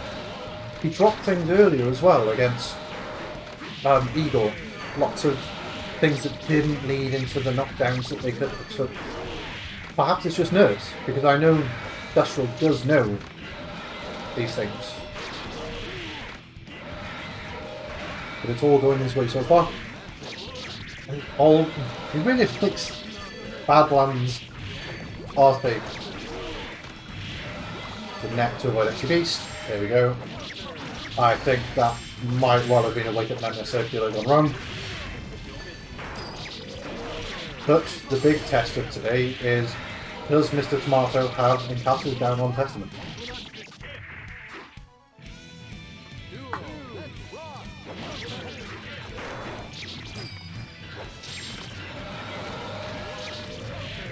Oh, Johnny's jump slash is just a huge button. Getting crossed by Badlands. Always a sad day when that happens.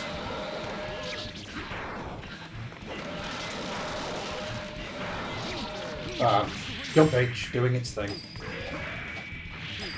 Maybe he expected a warrant. There we go. Didn't expect that one, got hit by it. No J's. Oh, what? How is he going to just dash through like that and throw it? That is some real power play. But he's only level 1, so he doesn't get a combo. It's enough.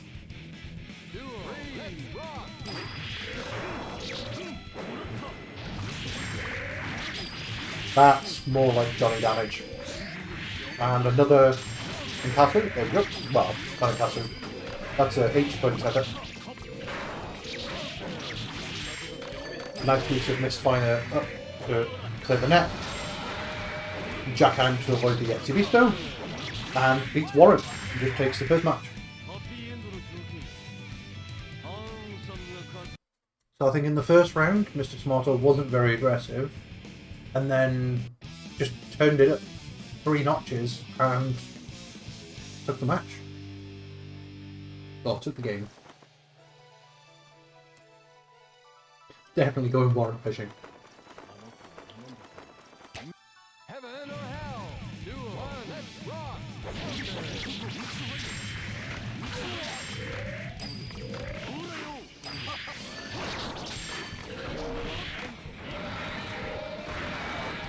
That was a good block on the other head. My boy's just out here casually slashbacking Curtis. And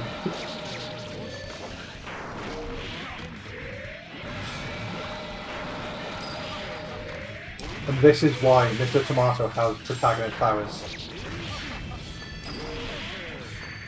And no, slashbacking the skull does not activate the curse. Is he going to pick up off the super? 6k? Oh, 6h! Wow. Ah, what a good extension.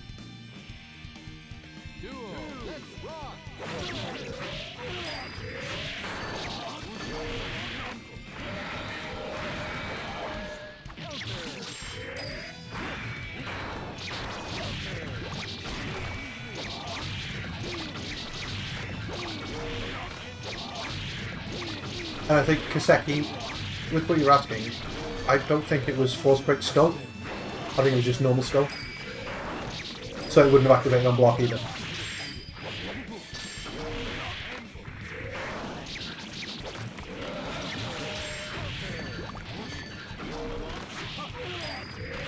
Unless it doesn't activate even on pause break, then I'd be very surprised.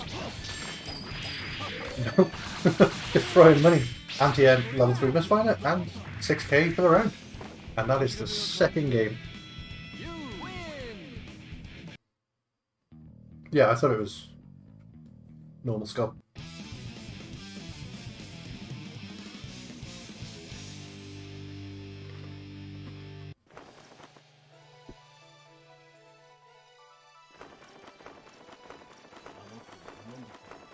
Meeting. Heaven or hell. Duel. One. Let's rock.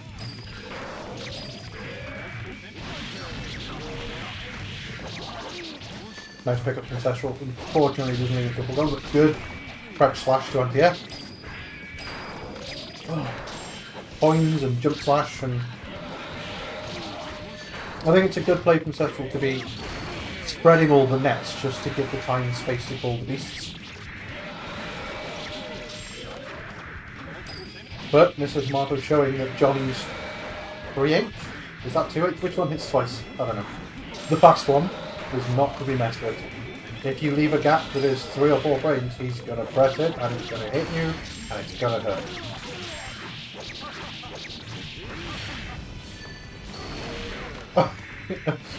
Killing Joker, Transport FRC versus Gravedigger. Gravedigger wins.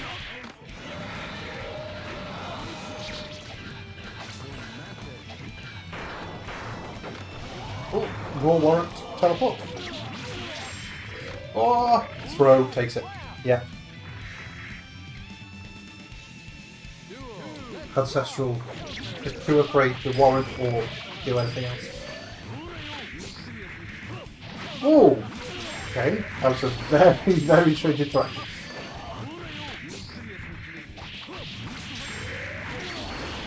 We're getting armpit loops.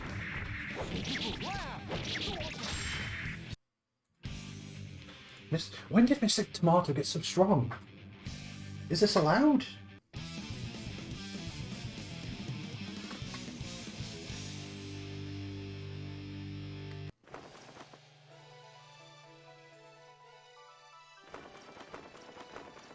Heaven or hell. Duel. One. Let's rock.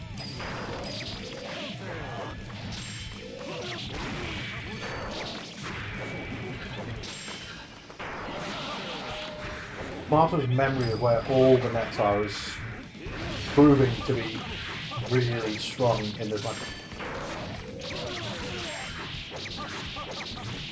I think Sestral might have to start depending on them a little bit less. Maybe it's not creating as much space as he wants. But why not? Why not just throw all the coins and level 3 and RC and throw?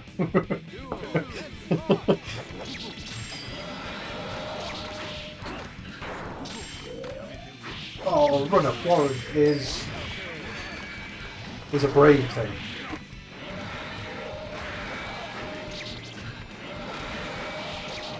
But the 6p finally hits. And Mr. Tomato's in the guessing game. Too many buttons into the 6p that time. But now he's got level 2. All of his misfire councils get a lot scarier.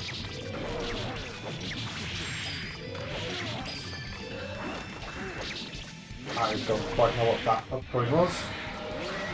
But no. No more J.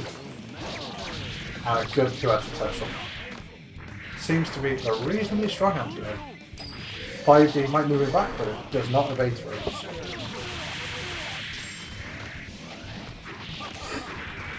Who's going to take it there?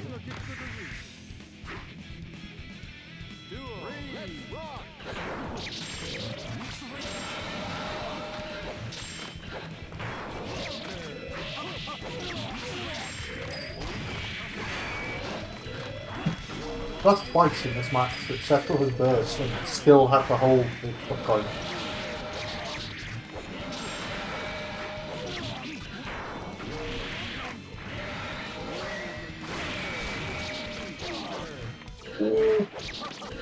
Is it all going sideways for Smarter? Something has changed.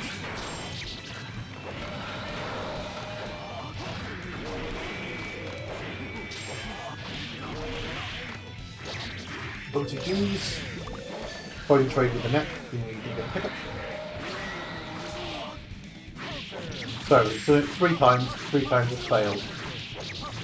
Hopefully Mr. Tomato will realise that it's not the best.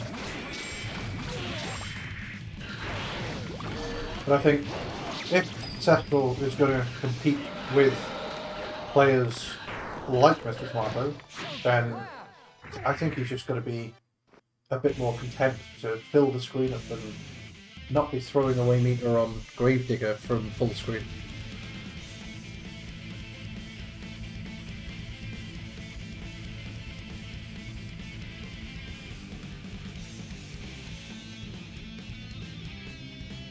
But we'll see how he adapts.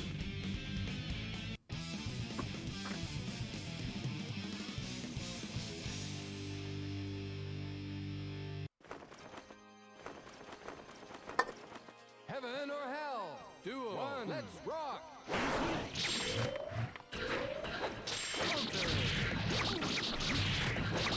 Combo, is it going to be a knockdown this time? Nope, it is not.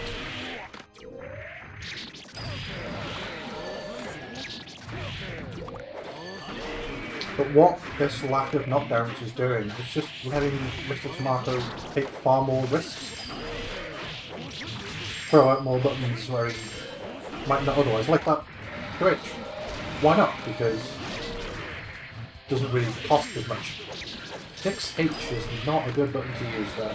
These wake up throws being misspaced from Sestral happen quite a lot. But I think Mr. Tomato just dropped there and unfortunately got thrown.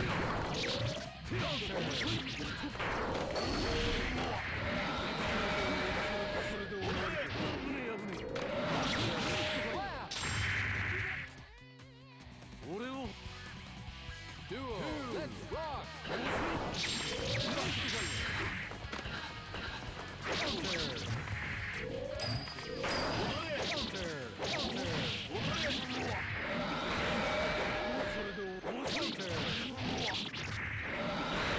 Alright, Sestral's got the corner pressure.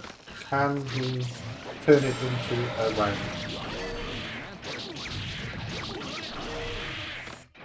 And he's got the knockdown. And the 60, there we go. That could have been jumped out of, and the teleport was, I think, poorly timed just on that one. But he still takes it. It's not over yet. This is set point for Mr. Tomato.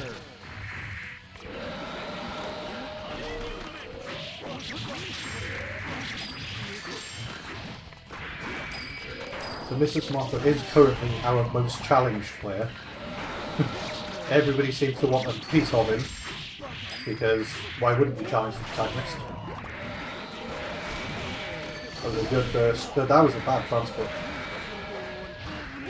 Sestral's shown too many Gravediggers to just want to try and get in from full screen like that. Take your time.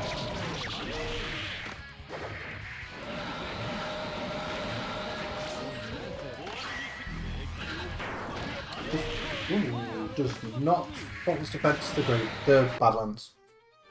That is 1 for Sestral.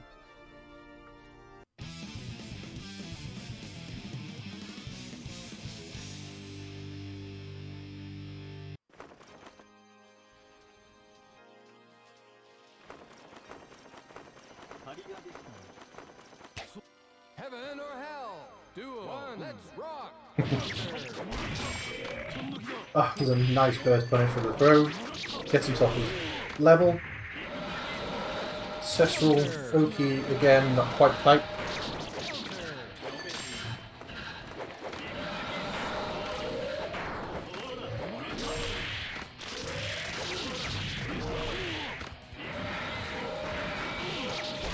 But that one was on 6p.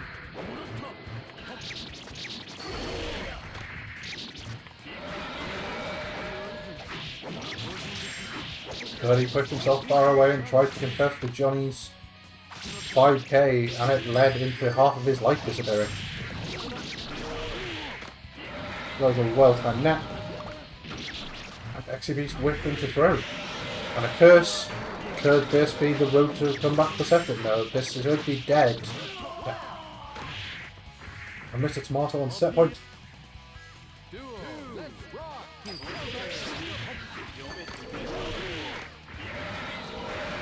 And he's blocking the 6p.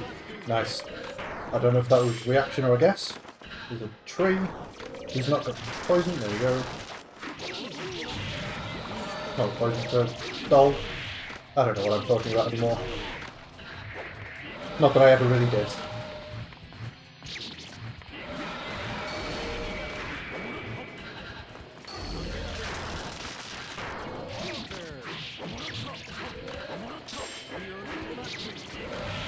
Oh, he dashes into the net. I think he was probably trying to press a button on it.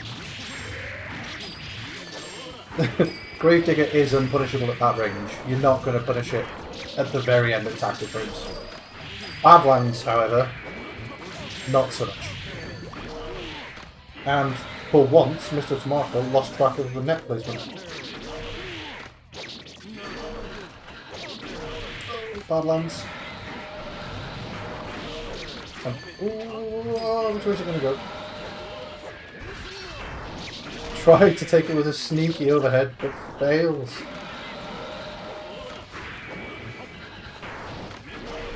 And that's a punish. That's it. That's game over.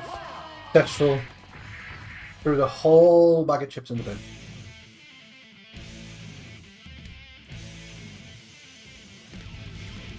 Alright. 5-2.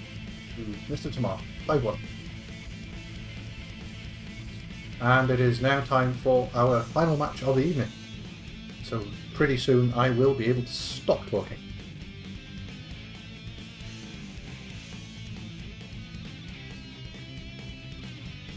We are going to have our top 2 players. Or no longer top 2 players. Because Godpress has lost to Ken, but I don't apply the changes until afterwards. But for now, he will still be labelled as 2.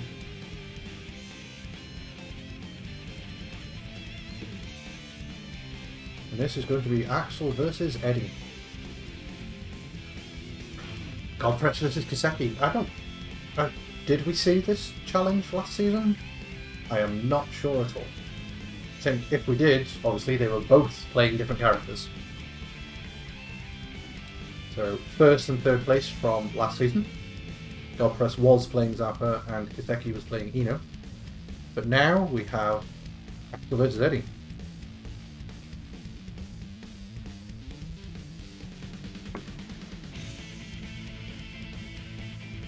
Right, let me set up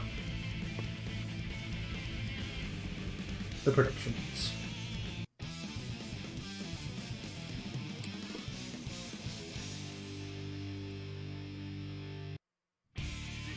Alright, get your points spent.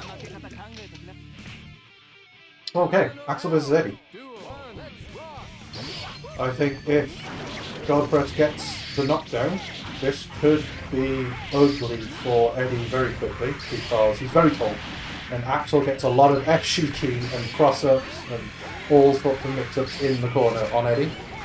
But also, because the way the shouting works, if you do rent from FRC, the shouting in a block string, the only thing Eddie can do to get out of it is frame perfect backdash. I don't think this goes too well for Eddie at all.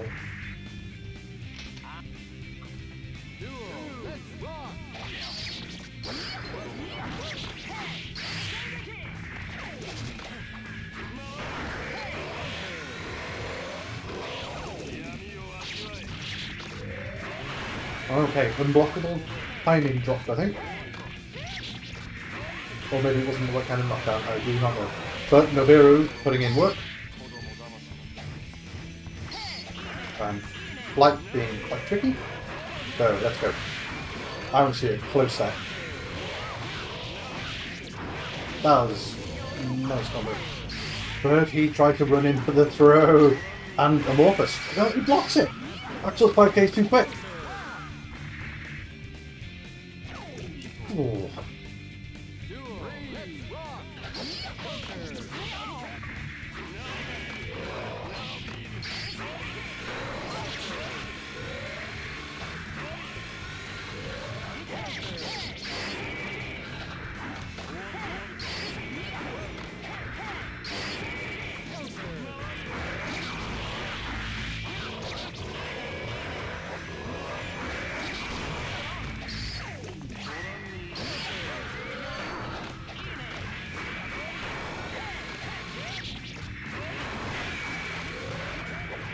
Similarly to Blue, Godpress is also letting Kiseki summon and pressure for free.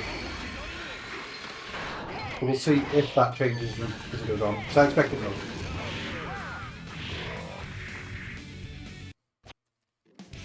That is 1-0 for Kiseki.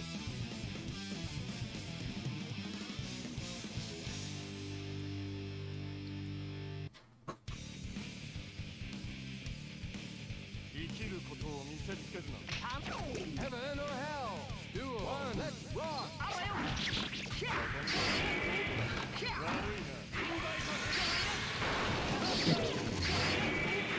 And I think I agree, Bruce. But the thing about having Eddie out in the neutral against Axel is that you can sacrifice him to get a drill knockdown. Because if Axel presses a button, you don't have to be in range. If Eddie gets knocked down, you can then punish Axel for it. But the pressure is just too strong at the minute, that's going to be dead.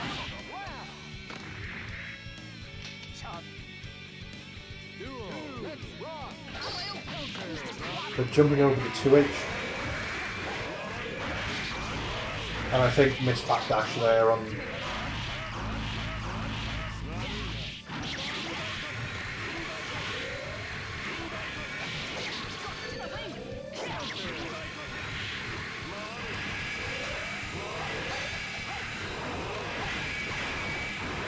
all the blocks from Godpress. Bad burst though. No TG? No. But FD drill takes it for him.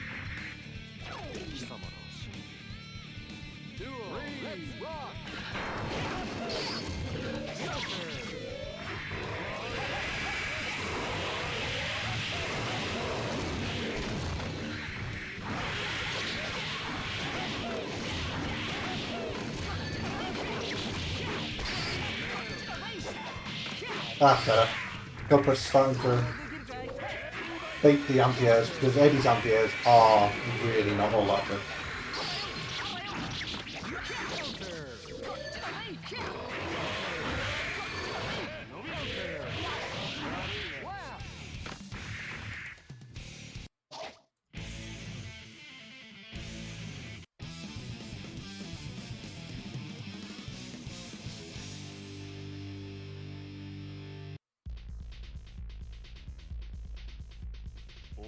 So what does Godpress have to do different to turn this around? I think he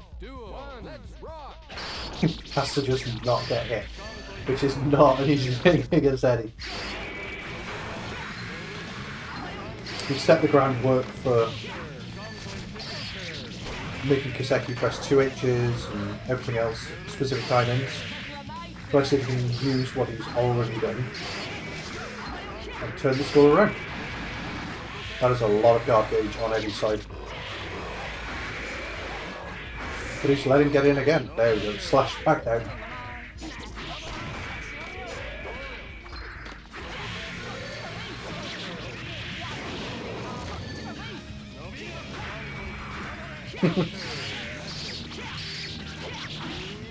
There we go. I think the use of Bomber there to change his trajectory to avoid the 6-8 is really good. And he is starting to use the fact that Kiseki's timing is now set for anti-airs. Oh, strange air-to-air jump kick.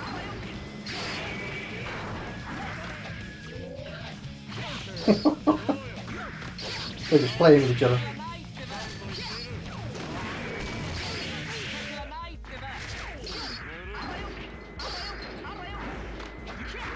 Good attempt on slash back on the 6H. There's not an awful lot Axel can do after it to try and punish you. If you block and get slash back during your block, he's not going to punish you for it unless he RCs. Because just the amount of time it keeps you in block stun and everything else isn't. I think he tried to throw Amorphous and you cannot throw Amorphous.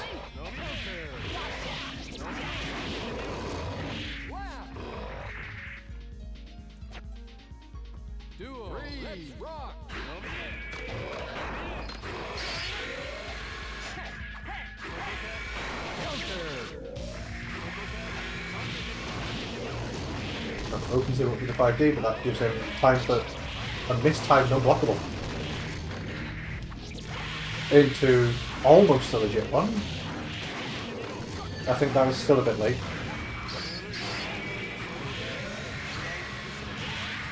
Hello, Jack.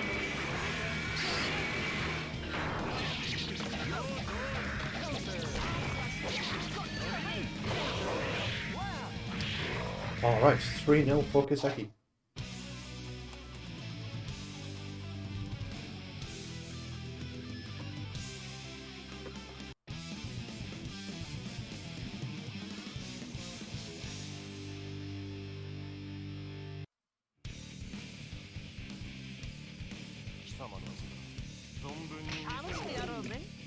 Alright, Godpress. Bring it back. Let's see some more games. 2P Rishausen hits because nobody expected it. And that was the first 6H in 2 games that Kiseki hasn't tried to slash back. Does that mean he's only ready for it in block strings?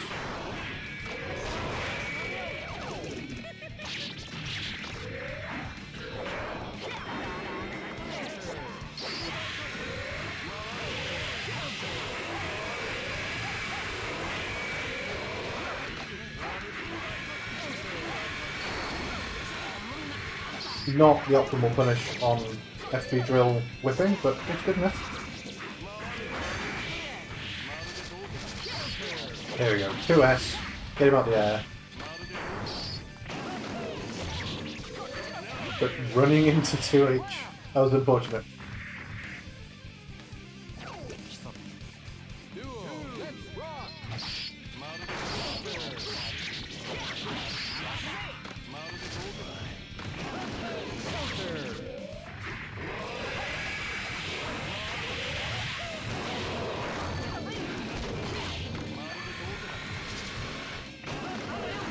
Alright, so, sorry, I'm trying to eat at the same time, because it is food time for me here.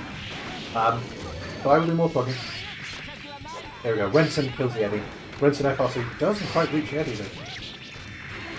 He just gets throw, misses another unblockable, but this is Rust, right? So Kiseki hasn't played Eddie in quite some time, focusing instead on Eno. But the damn fine punishes on Burst don't leave it. Another not unblockable, just mistimed, but Godpress not having the timing on the block.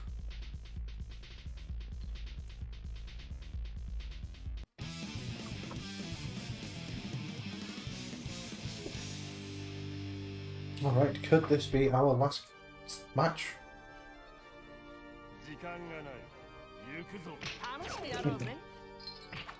Heaven or hell? Duel. One, let's rock. Counter. Burst to get rid of Eddie, but he comes straight back in, full screen.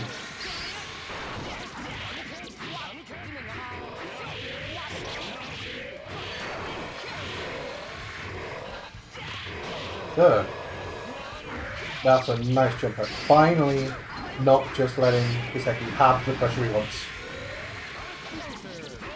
Could somebody tell me if drill is a punish on Renson follow-up?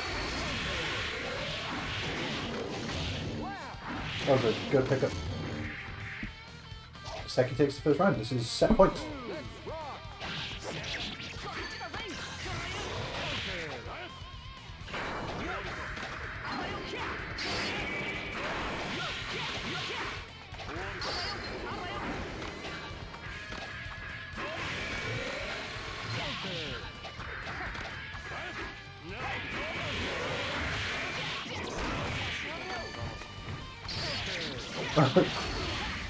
Yep, can't be flying above Axel. Not when 2S is there.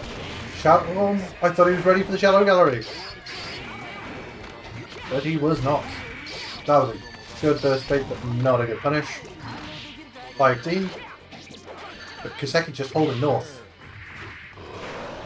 Is it still time enough for Godpress to bring it back and recognise? That was a pro attempt and we know it. And that's it, that's game over. And that is a 5-0 for Kiseki. Alright. And that is all of our games. So this is what our ranking looked like coming into the night. I will update this and post the new version of it to Twitter and Discords as soon as I can. But that is all of our sets for now. So thank you all for watching, and we will be back next week with more games. Let me just find somebody to raid and pay out on this. So let's go to some King of Fighters 15 with Team Spooky.